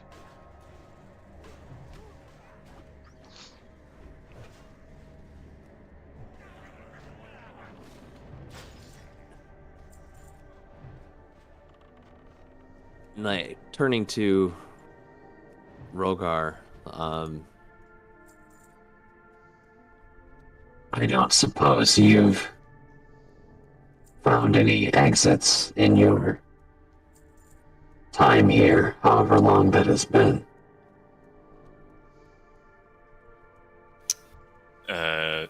I think he has not. It's just been this routine over and over again, yes. Yeah, the one thing you have resisted to mention because you are a dragon husk is the treasure pile. Ah. If you want to mention it to them, that's okay, but if you want to know, right here on the map, there's treasure behind a like a laser kind of thing. And he has been inside here before, yes? Yeah, oh, yeah. You recognize everything. Yeah. You just chose to forget at one point. The noir specialist, that's a new one. Every time someone drops in there, and you've only seen this like 2 times, it's a different creature or person. And he fights them, or do they just get blown to bits by the cannons? It's mostly the latter bit, because you have fought one, but then you stopped, and then the turrets started to shoot. Huh.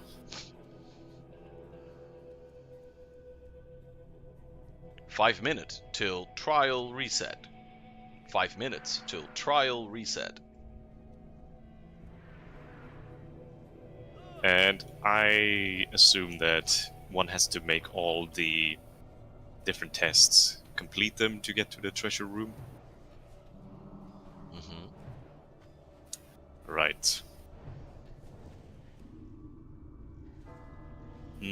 Rogar is going to... yeah, I think he's going to tell them. There is another room. It's filled with loot, I guess. And we need to complete the tests to get in. And now we have gotten 2 of them. We're not interested in getting in anywhere, we want to get out. Is there a door or something in this thing? No, Rogar, there is no way out. No. Well, where does that pet go to? And I indicate to the door here. That's the way to the treasure room. No, not the treasure, the other side. Or well, I don't know where the treasure is, but... And I move over there and I just look in it.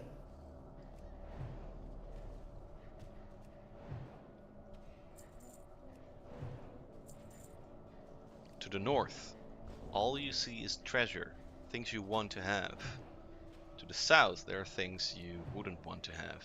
Death, skulls, and a big, dangerous pit that goes down. Maybe you can escape through there, said the evil GM. Yeah, but what are we seeing at the bottom? Or is it just black? Magic lava. Magic lava. Yeah, so it's lava, but it's magical. And you And can't you said- pass past this point. And Yeah, that's what I was underneath going to ask. 07, there's a tick.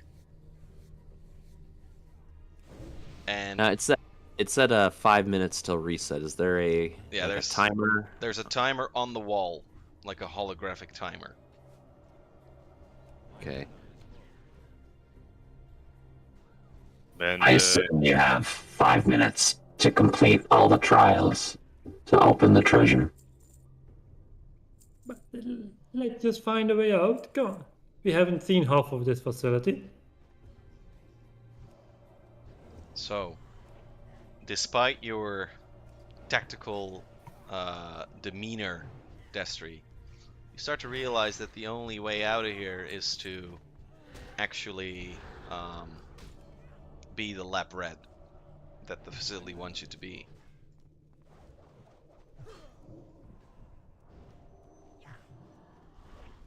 Yeah, well, if I'm a lab rat, I'm first gonna explore the maze. Good. That's what lab rats do, right? They run around in mazes. Exactly. So why don't you go on recon and I'll show you every room there is. Yeah, so I just start there with the first room that Yeah. It's the... hopefully not gonna kill me. No, they're just there, standing there. Okay. What are you Is it doing, possible? Rogar? well, first off, Fez is gonna ask if there's possible to run to the bathroom quickly. Yeah. Let's have a 5-minute bio break, okay, guys? Yeah. Right. Okay. See you all in 5, yeah? Okay.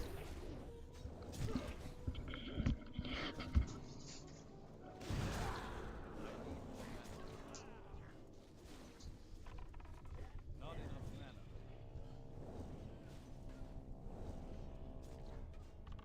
My mana is low.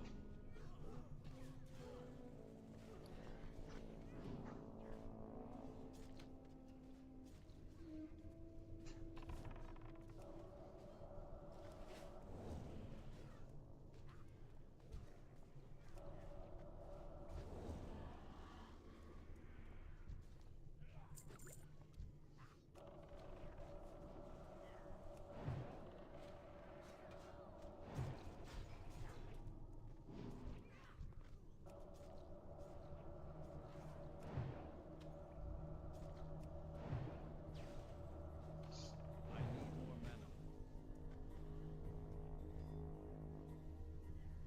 Jesus Christ. This is quite difficult. I mean, I'm doing fine, but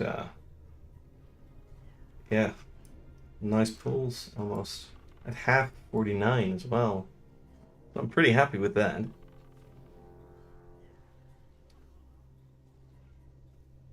It's also a very good group. We have 3 level 60s.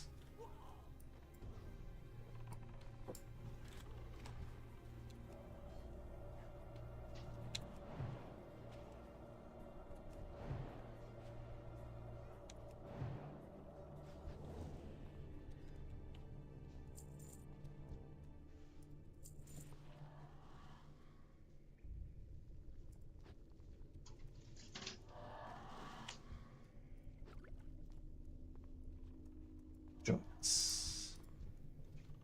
Jamal. I can't cast that. It's not LOS. I don't have a target.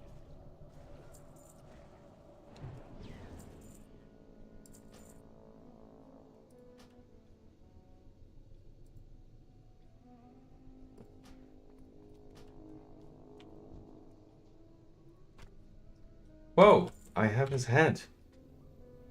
When did I need that?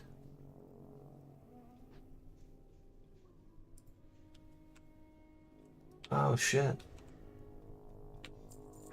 Wow. Alright. This is good news.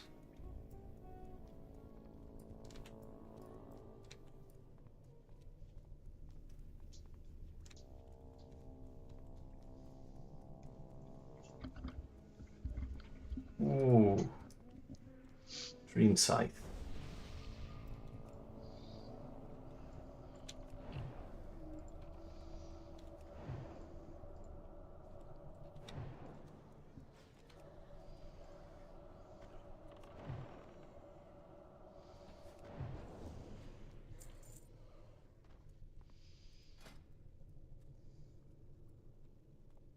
Whoa.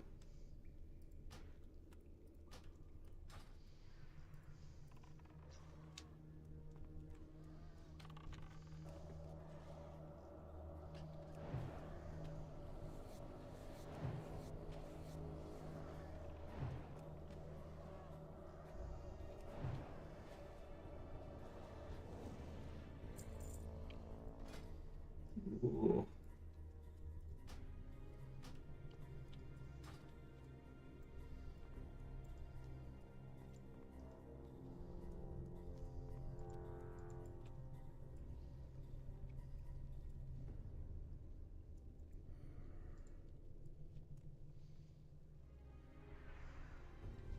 I'm out of range.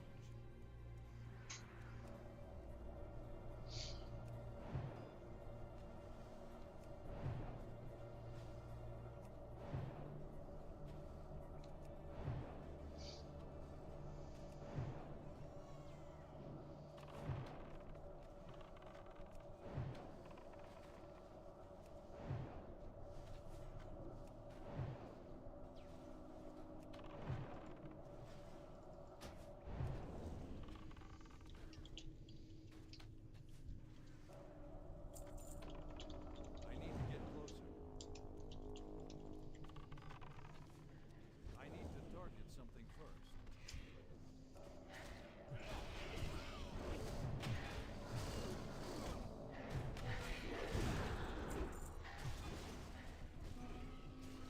My mana is low. I need more mana. That's still recharging. Not enough mana. Bio break concluded. All right. It continues. Yes. Okay. We left off with Destry Yeah, he's exploring. going full recon on the map. Rogar, what are you doing in the meantime? Seducing robots? Question mark. All right. So, how do you do this?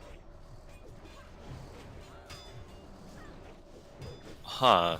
Well, my first thought was to ask Corin, what do robots find sexy? But I mean, he's done this before and should have some idea of what works too. Right. So Okay, so you get in the bar, and you hear this sort of I think I put it in the chat.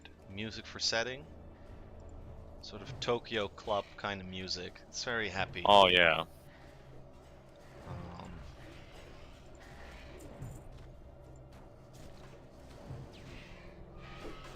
Right. sort of 80s. 80s. Love it. Yeah, very cool, rad, as I said. So yeah, you're there, and all these robots are they're clearly robots, but they're wearing like a wig. One of them is wearing a skirt. The other is clearly a sort of as a bartender outfit. And he says something like, "What would you like to drink, friend?"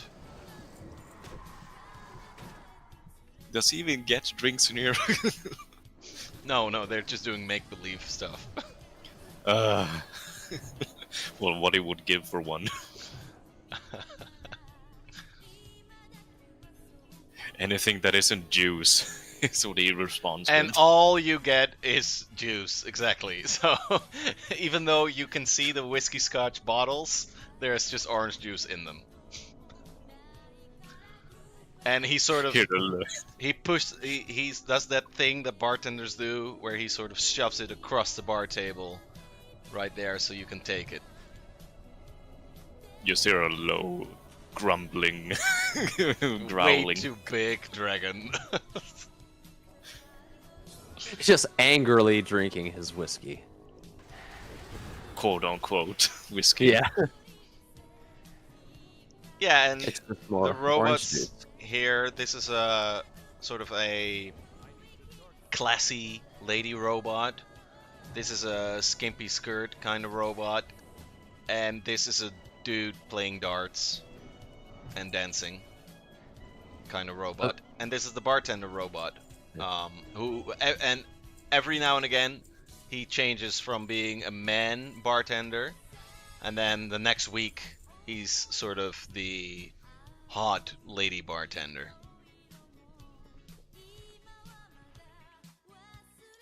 Is So- Corin having a toaster moment? It's like, my people. It's like, finally, a place that makes sense. What was in the glass that he slid across the table? Orange juice. Oh, it's just more orange juice. So you're still like pretty like tired, right? But you just really don't want your juice. Yeah, no, orange Just sick of juice the- for 5 years does things to Yeah. anyone. You ever seen Old Boy? Oh, that's Old a cool boy. movie. Yeah. No. Oh, well, it's a dude gets basically like kidnapped and held in a room for fucking, I don't remember how long he was there. What is it, like 15 years or something like that? Something like that. And the only thing he gets to eat is he's fed every day just these dumplings from it's a Korean movie. He's fed these dumplings from a like local fast food joint. Like every day, and like part of what he's like, the movie starts with him like getting kidnapped, time skip, him being released randomly nowhere, and he's like, well, I gotta find out what the fuck happened to me. And like his first thing is like he's going around to like all these different restaurants and like ordering the dumplings and eating them, and it's like trying to find the ones that he was fed for 15 years. Yeah. And it's like that's just kind of the first thing I thought of, like you saying like orange juice for every day for 5 years. Like fuck that. Even if it is the thing that's like it's your coffee basically. Well, But what he would give for actual coffee. yeah, conveniently you ran into a tech priest, and the blessings of technology come in many different forms. And Corin does notice that you've been a little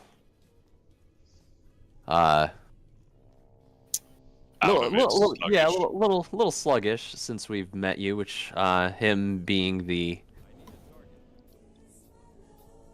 just absolute broken genius that he is, noticing this, he looks to you, kind of like your exasperation, like looking at the orange juice being served to you, like your state and demeanor just kind of like worn down and everything, like Are you perhaps fatigued? Yes. I am. Hold still a moment. And he draws from his belt a little syringe, and before you can be like, hey, what's that? He jabs you with a black nanite hypopen. It just basically functions as lesser restoration, so if you're fatigued, it is removed. If you're exhausted, it only goes down to fatigued, but if you're fatigued, You are shipshape. Huh. And if you had any ability damage, it would heal 1d4 to 1 ability score, but I assume you don't have any like damage. No, just a fatigue. Oh. So I just kind of jab that thing. Probably, honestly, like I'm probably about past it, so you probably get the old gloop, the old booty dart.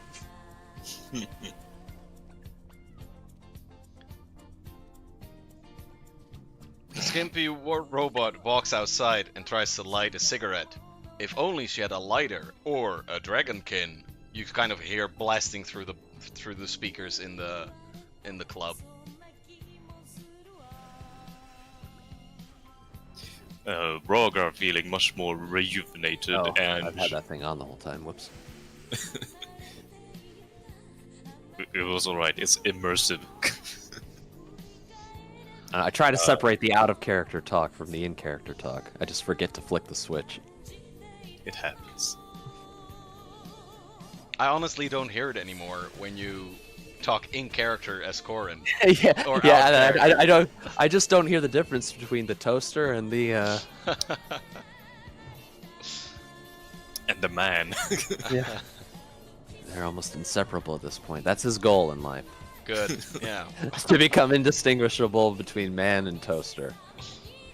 That's actually the most recent augmentation I took. Takes up the heart slot. It's just a real good browning on the toast, like very even. Right, yeah, I suppose. Taking an augmented heart? Yeah, you don't need the heart. No. It's vestigial. Just get a good ticker instead. But yeah, Rogar, after getting that, he feels a bit more rejuvenated. He, obviously, like, reacts with, "Hey, what are you?" and "Ow!" And afterwards, he is just, kind of moving a bit, stretching, being a bit surprised, but thanks, tiny robot man. I never got your name. Corin, pleased to make your acquaintance.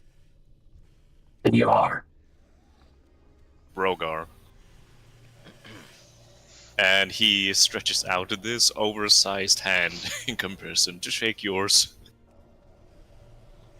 And Corin holds out his, like fingers out, like just gonna allow you to, grip his whole entire forearm and just. Right. Very carefully shake. And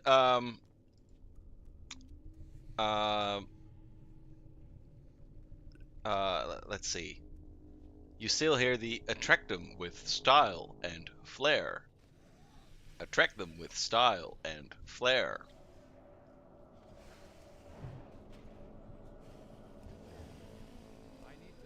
Perhaps the treasure room has a clue. Or some way for us to escape. I suggest we finish the trial one more time, just to get a look in that room. Perhaps the young lady outside needs a light.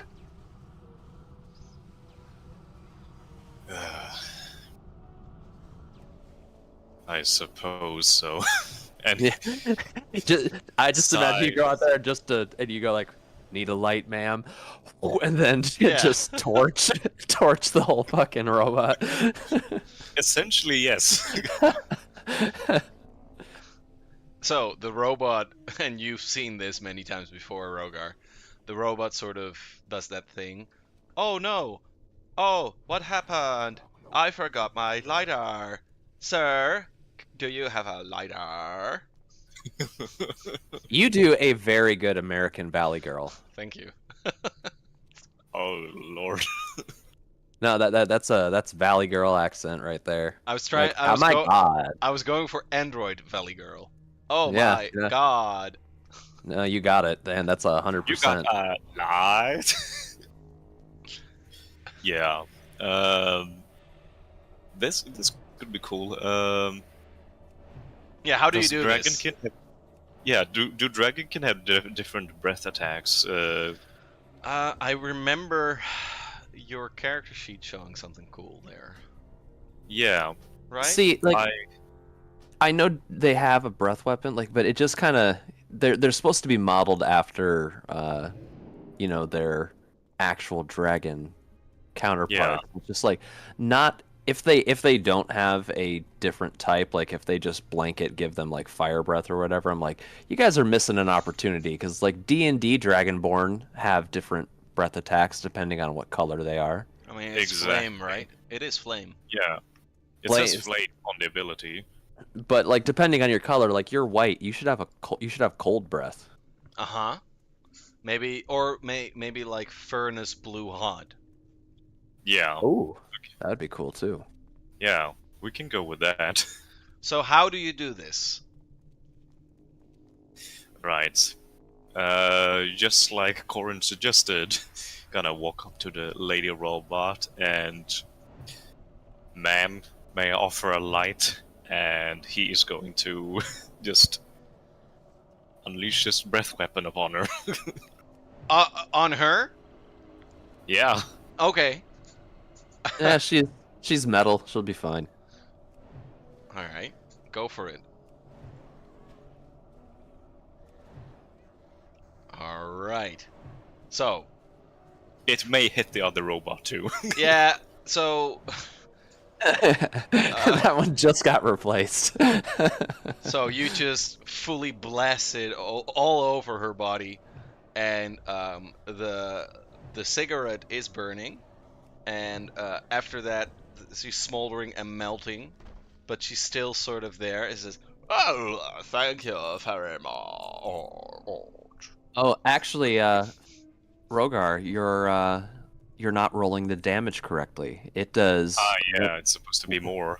Yeah, it's 1d6 plus 1.5 times your character level, so that should be 1d6 plus 15. So if you rolled a 6, you should get 21.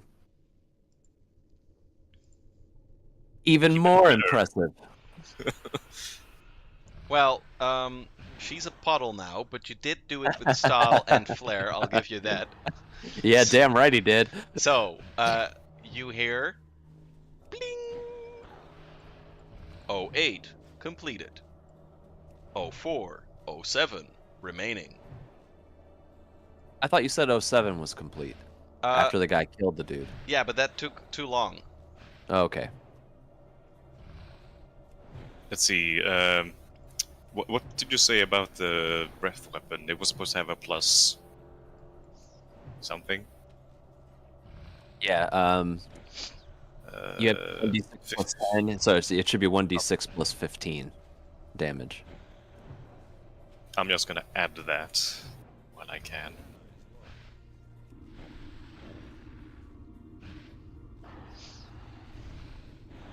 And yeah, afterwards, Rogar just looks to Corin, gives the thumbs up. Cool. Well, we did that. Destry, explore the facility. Yeah, is Destry still here? Yeah, he I'm just- here. Oh, I'm Yeah, sorry, he just man. went quiet. Okay, so what are you doing in the meantime? They completed the 08 trial. They have yet to complete 07 and 04 because 07 that took a little too long, and also wasn't done by you guys. Yeah, so, well, Destry was planning to explore the rest, so I guess he's probably already somewhere over here by now. All right, go for it. Let me just show you the map. Let's just say that you uncovered the entire map by now, as they were flirting with the robot in a well, unorthodox way, I'd say. You could say she got very hot and bothered. Ah, you did. Can't argue with results, though. Yeah. Damn it if it didn't work.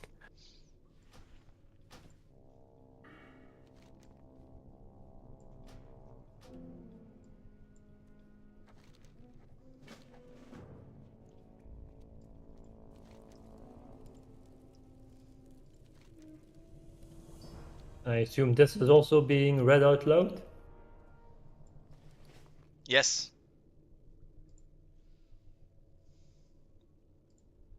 What does that statue look like? It looks like Mornath. Mornet. No, actually, no. Hold up. It looks like. That's a good question. It looks like. Fuck. I want to say Iomade, but it's someone else. Because Iomade is a woman, if I recall correctly. Yeah. She is. If you're looking for similar, Iomade took over for her god before she ascended, Aradin. But Aradin is also known as the dead god. Like he died. Is he a man though? Yes. Right. Okay. I was going for a male god. He is. Yep. He's the former god of humanity. But, All right. Oh, that one. Iomade took over his mantle after he died, so she is the god of humanity now. Could you maybe link a wiki page to him, so I can read up on him? Yep. Here we go. Access denied. Yeah. It's a very prestigious statue that you're seeing, Destry. It's that god, but he looks very different from the original scripture. Now, the Valley of Wanderers is strictly what's the word? They keep the religion is kept to themselves, so there are very few temples, and if people have a god, they mostly celebrate it at home, not necessarily with statues and stuff. And the only worship that there really is for humanoid heroes for whatever reason. But that has been the culture. But you do know of these gods because the Valley of Wanderers gets visited by them.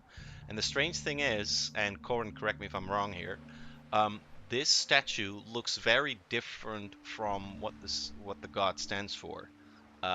This god has a beer belly, a laurel. What's the thing called? What Caesar had on his head? A wreath? Right. Thank you.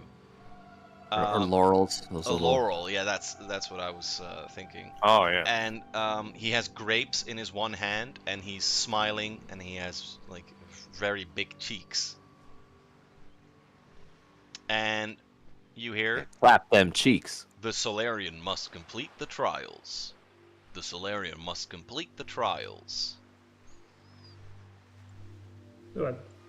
How does Destiny know that it's a rodent? I wouldn't know. Do you know that? Do you? I don't know. Probably not. It's mysticism culture, I assume. Yeah, okay. So Yeah, and at this point in like the overall lore of the setting, like Aradin has been dead for thousands of years. Like he is long dead. oh, that makes Like sense. for the homebrew. Aradin's death was like ancient history in Pathfinder. Oh, okay. Oh, it's cool to have him then here. All right. So, okay, makes no sense that's to you. cool. Let's see where we go in character with this. The but- mysticism check doesn't check out as well. Yeah, well, I was assuming that. Yeah, thank you. An honest statue?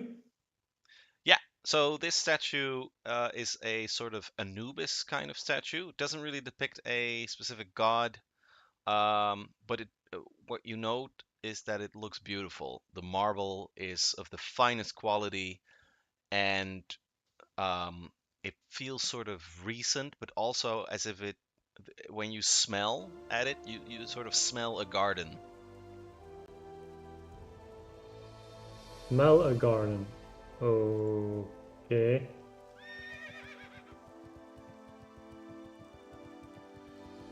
That's not useful.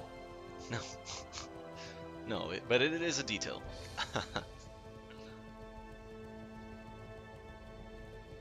So, Rogar and Corin, where are you headed next? You have 5 minutes. Rogar is hastily gonna make make his way to the blasted room. Uh-huh. So the Han And combat pilot is yeah. holding up his hands, sort of as a football player who made a penalty but doesn't really commit to the referee, a Schwalbe, as we say. Um, As we say in America too. and he's like, whoa, whoa, whoa, what did I do? What did I do? I won, right? But now he realizes that the battle must take place between you two. And it says, gotta win, you gotta win, win, reject them. Gotta win, you gotta win, win, reject them. So what do you do?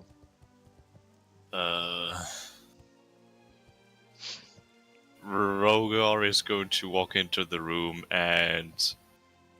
I mean, he doesn't like this. So he...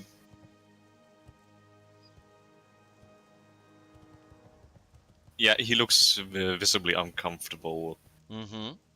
and... Well, hold on. Oh wait, hold on. Hold on. It says we have to win. Yes. It doesn't say kill. Corin points his rifle at the... No, wait. Oh wait, I don't know that yet. I haven't been over in that corner of the room, so I don't know that it says the Solarian must complete the trials. Mm-hmm. I will point my shock rifle at the creature, Yes. the Han, that's it. And I will set it to stun Right. and fire. Okay. It just converts all the damage to non-lethal. So if it drains his HP, he goes unconscious, and he is automatically stable. He's not bleeding out or dying if he falls unconscious from this. Okay, but It's he's just as you shoot him, he's ready to shoot back. So That's I think fine. we should roll initiative. Yep. Here we go.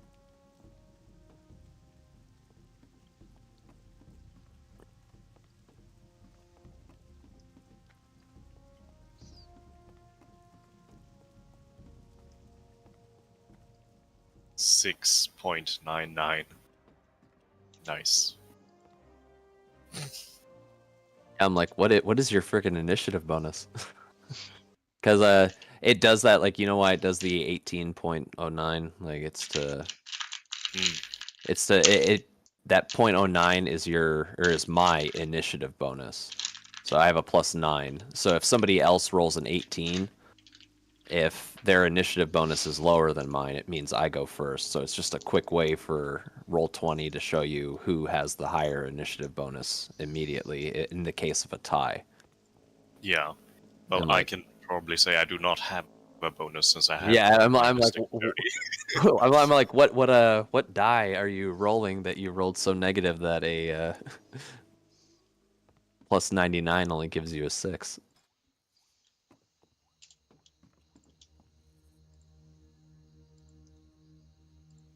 Oh shit, I didn't click my token. Oh, I think I might have not either. It's okay, I Oh, put well. them on the initiative tracker. Alright. So, Corin, you...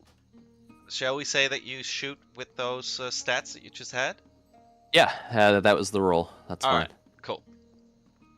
19 to his EAC.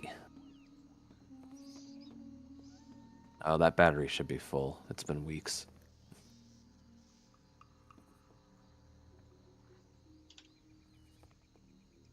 Alright, Destry, what are you doing? Admiring the statue, smelling the grass. Yes, it's a beautiful smell. And the weird thing is, as you smell it, you remember the old lands of Glaufendel, where you and Drell would adventure together with the wizard Geldor. You're slowly reminiscing about the times of Marcus Nutter. Be careful. Right.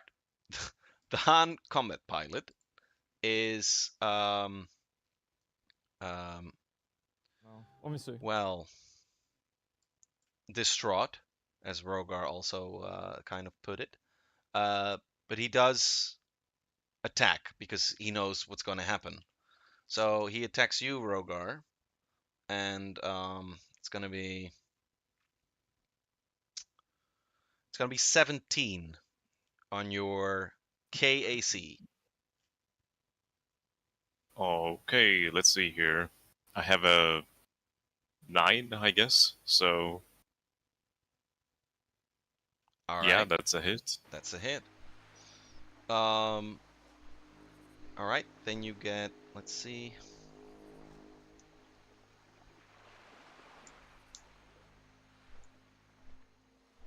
That's. Oh boy. Okay, that's 17 damage. Ow.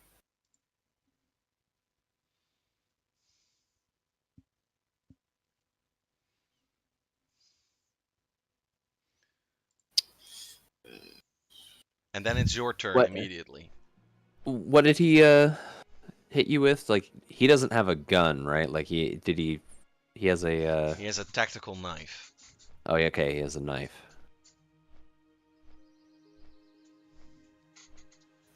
All right. Rogar was gonna try to be nice and maybe not attack, but after that he is going to punch him. Go for it. Yeah. So shall I just go with the same roll as before? Yeah. We're gonna do rule cool on that. And full attack being, I mean, it's not a full attack, I think.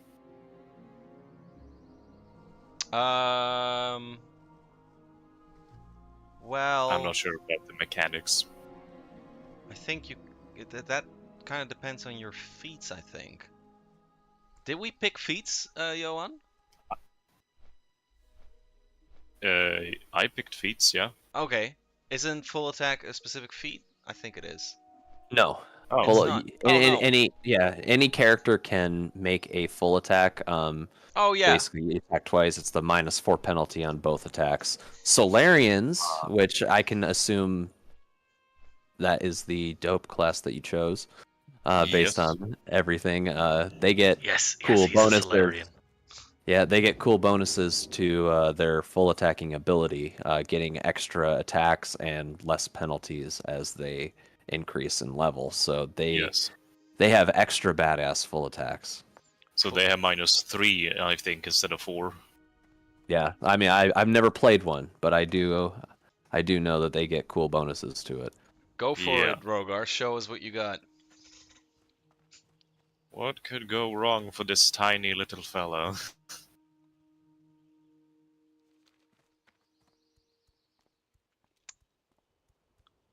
Okay. Um. The stats are probably off here somehow, but yeah. Holy shit. Okay. No, you rolled a 17. You did so it right. That's, pretty good. That's it. Yeah. Wow, you rolled 2 17s. Shit. So Fuck him up. you bashed I him don't know. in his face, and from that distance as well. I'm gonna put him here, so you always have reach. Okay, let's see where this where it goes from here. So Corin, what are you doing in the meantime? Is the Han still standing after that Yes, he is. that bludgeoning? Weirdly enough. Well, I think Corin's gonna do the same thing. I'm gonna take aim and I'll full attack on stun still, just trying to, like, hey, if we just gotta win, doesn't have to die. Like,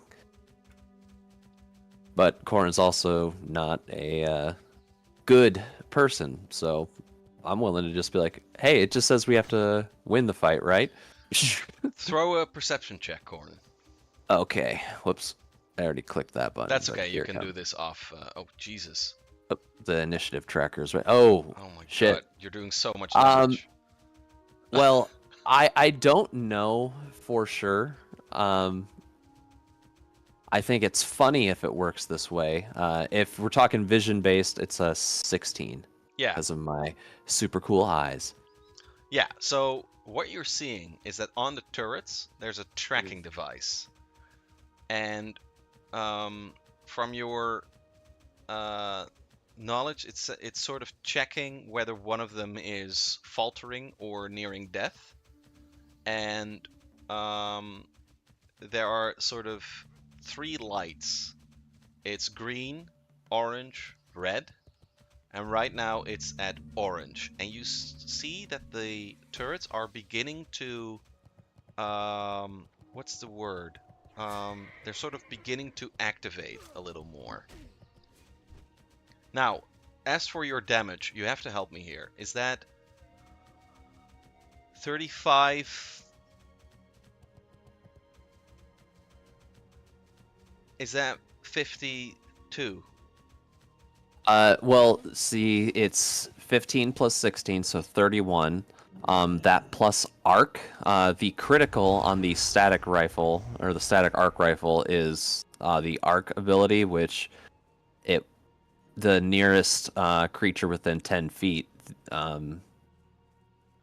little bolt of electricity arcs from the guy that was shot to them. But it doesn't say in the description of arc whether that is meant to be like enemies only. So I don't know if because I crit and the only creature nearby is Rogar, if he's the one that takes 5 damage from the 5 non-lethal damage, mind you, from the arcing electricity or not. I think it's funny if it works that way, but So it's I like don't a necessarily area of want it effect to happen. impact of the arc damage. Yeah, it's just like, hey, it says whatever creature is closest. Here, let me arc rifle. Yeah, I also arc forgot 1d6. that this feat. Leaps to a second creature. A secondary target within 10 feet of your original target and must be the creature closest to the original target. Oh, okay. It just says creature. It doesn't say enemy. It doesn't say anything. So All right, the closest creature. let's make it Rogar. Yeah. So you take 5 non-lethal electricity damage.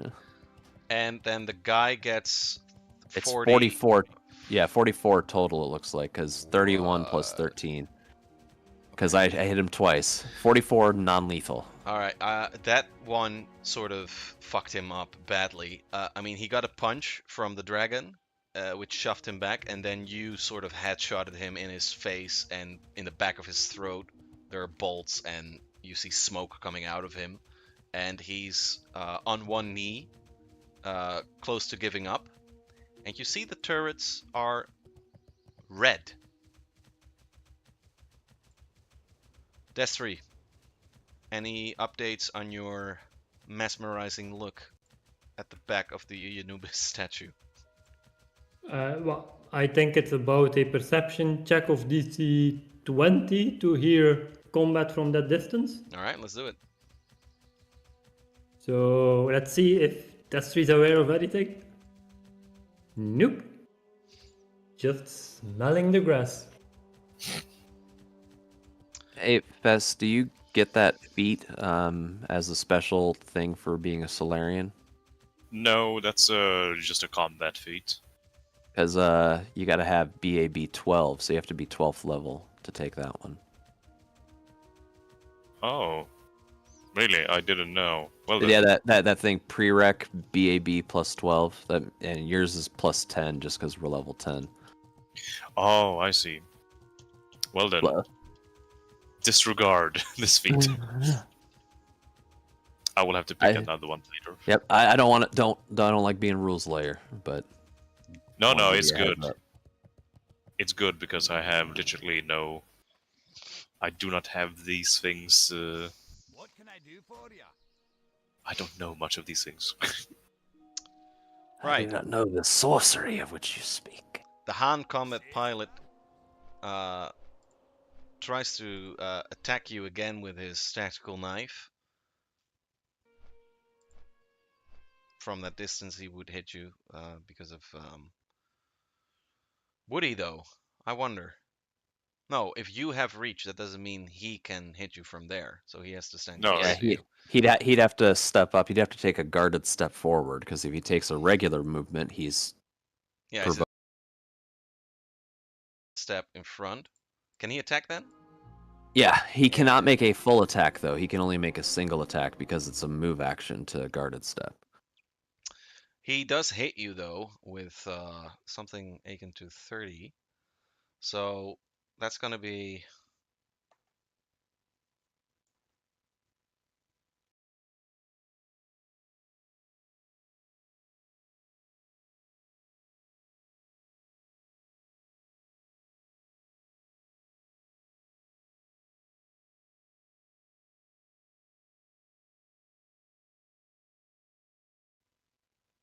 right.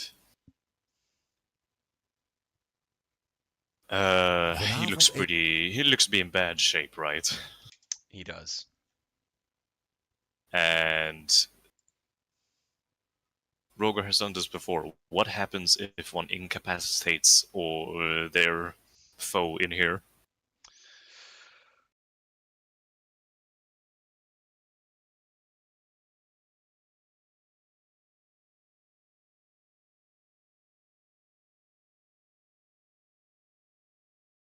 Trial completed.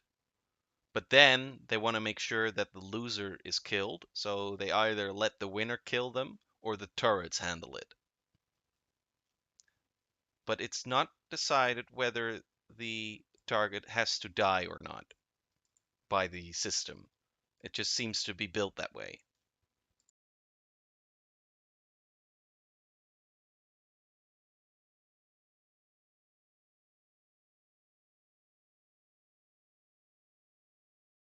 Orthodox. Go.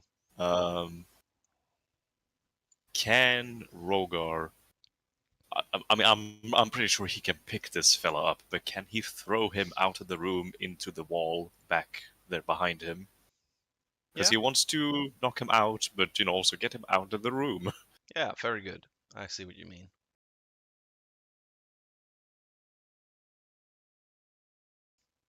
Yes, you can do that. Cool. So But you will have to hit him for that. You still have to I mean, attack him. yeah, if you want to, of course, if this were not the first session, you would have to go into the grappling situation of things. But for now, we're just Yeah. going to count that as an attack.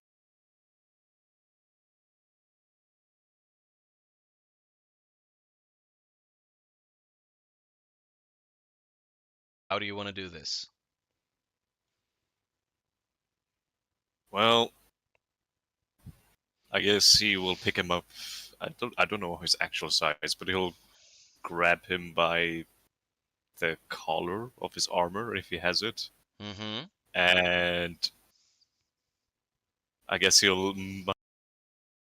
worry about this and basically throw him hard overhead like a tennis ball straight into the wall behind him.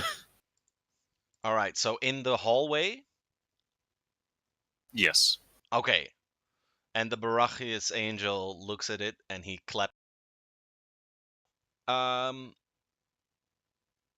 You are so in control right now, Rogar, and you hear the turrets whirring and they're starting to shoot. But from within you, you feel a strength coming out of you, and the turrets are shooting at you.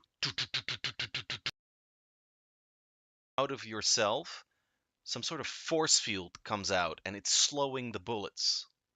Corin, you see this happening, and you deduce that his skills are something you haven't seen much in the valley or in your life even, and you can safely exit the room, Rogar.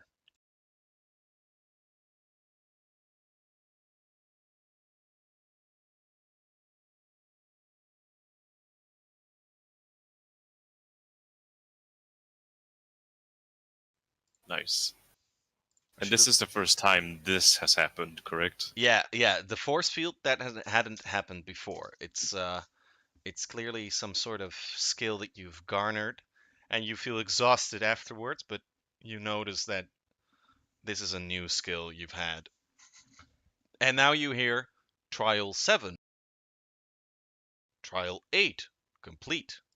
Trial 4. Reject them with flair. Reject them with flair. And the Barachius angel is again clapping, saying, "Hoo da da," and said, "I was attracted by that display."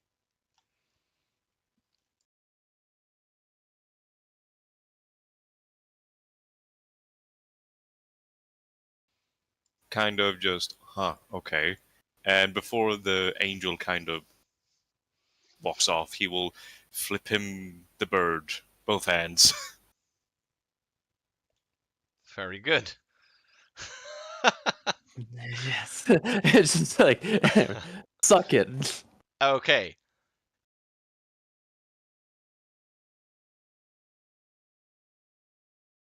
Lead to the treasure room.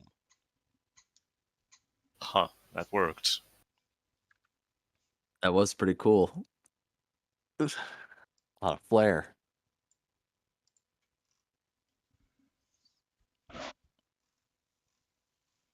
Yep. I'm Rogar just is gonna somewhat leave the. damaged. Yeah.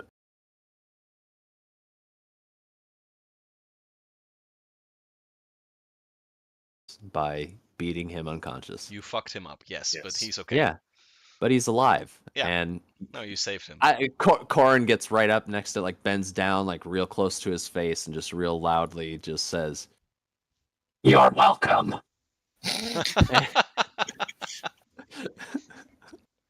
Nice.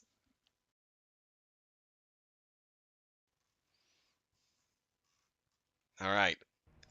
So in the treasure room, the laser is sort of going away, and the treasure is all yours. But what's "Is more, this the only door?" yeah, it is. Okay.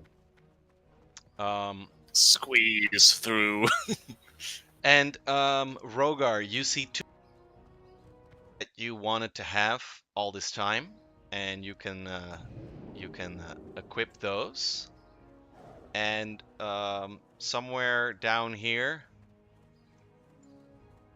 Open for business. a door opens, like a shifting door in the wall, and you guys can get out of this strange facility. Do a perception check to see if you hear the door, because Yes. I'm looting through. I'm stealing gold. Yeah. I ain't got time for doors. And exactly, this is a also a. I mean, you've got money from Morneth, but he doesn't have a lot, he said. But now this is the starting wealth that you can. Yeah, that's you what I can figured. I'm like, garner. this is that 66K each. So I take. I get Destries. We didn't find any.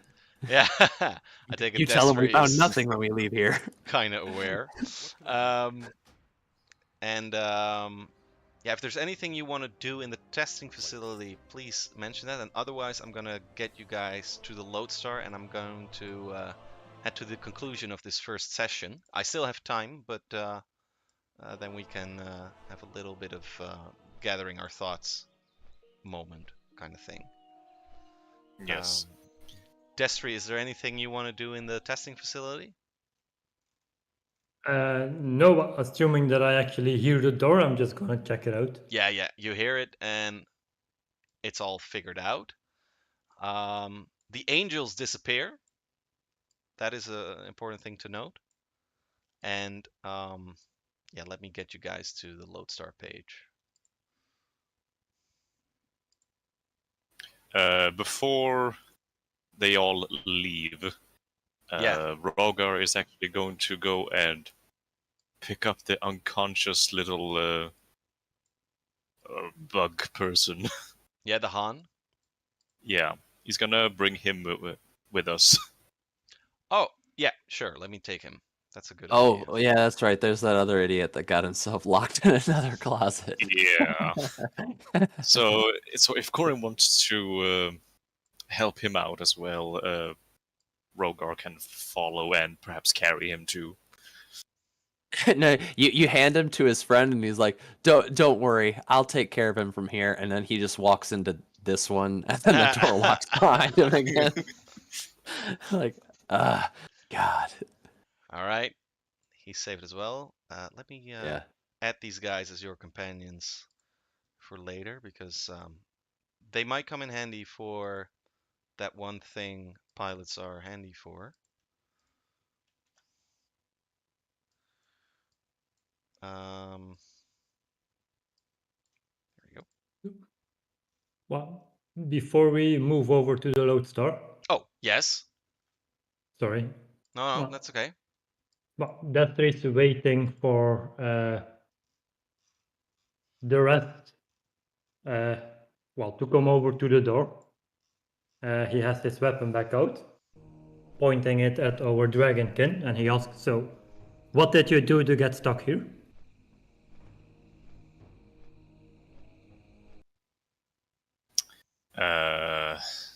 Sorry, they were doing this as they were heading outside, or what? No, Yeah. while we're still in the facility, I'm Yeah. guarding the door. I'm not sure I'm letting you out. What? Mornat's paying us, and he clearly put you here for a reason. A man of principle, Destry. I like it. He's a Destry's a company man. Yes. Yeah, he's loyal to the guy giving him his paycheck. That's a real merc right there. Loyal to gold. Yeah. Long story short, I crossed some higher ups in the Dragon Husks, and I was unwanted. And they sent me here. That's a long story. That's a short version of it. And perhaps we can talk about this afterwards. We got another here. Yeah, but it doesn't explain why Mornat locks you in a prison. Does Rogar actually know Mornath? Yeah. Yes, you are aware of him, but the only glimpses you've had of him was a very eccentric wizard who was having parties up there.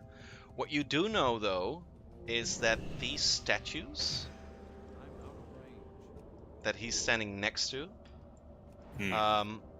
they were not here. They were not here a couple of days ago. That's They came here once you felt the strange power within you that were just shown as the turret shot. And you deduce that your powers have awakened with the coming of the Septum Outpath, and you sort of brought these statues here. Rogar is going to... Yeah, he's going to approach the statue, ignoring the gunman's question just for a second here, and Yes. touch the statue.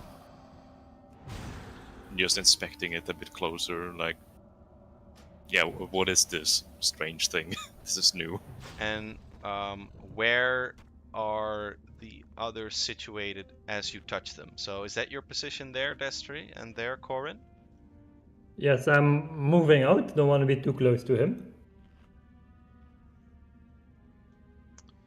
So A man of principle and caution. let's get into your Yeah, character sheet, Corn's fine where he is. Rogar. I wonder what mode you have active. Is it a solar mode or a graviton mode with what just happened with the turrets? What do you think? I need to get closer. Probably the solar. Or, well, with the force field, that would probably be the graviton in that case. Yeah. Very good. And now you see a solar one next to you. And it wasn't there a few minutes ago, but as you touch the statue, you suddenly see that the solar mode is active. And the statue explodes completely to smithereens. And it's a hard explosion. Destry, please a reflex save. And Corin, you're safe where you are. Because you're also behind the dragonkin. I'm out of range.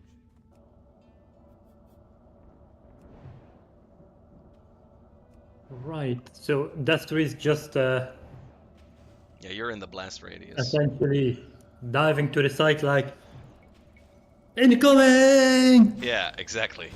Well, I use my die for cover, but 2 times 25 is probably good enough. I hope. Yeah, that'd be rough if that wasn't enough to cut the mustard. So, Rogar, there you go. You must have taken it, but the solar mode tends to destroy things. But as you touch the thing, you do notice that there was sort of there was an art to your touch. But the force went kind of through your arms into the statue, and you just held it for too long, and then it exploded. Maybe there's some utility to your newfound skills. Maybe that's why you've been here all along. Hmm. Yeah. So it's just hovering next to him now, isn't it? Yes.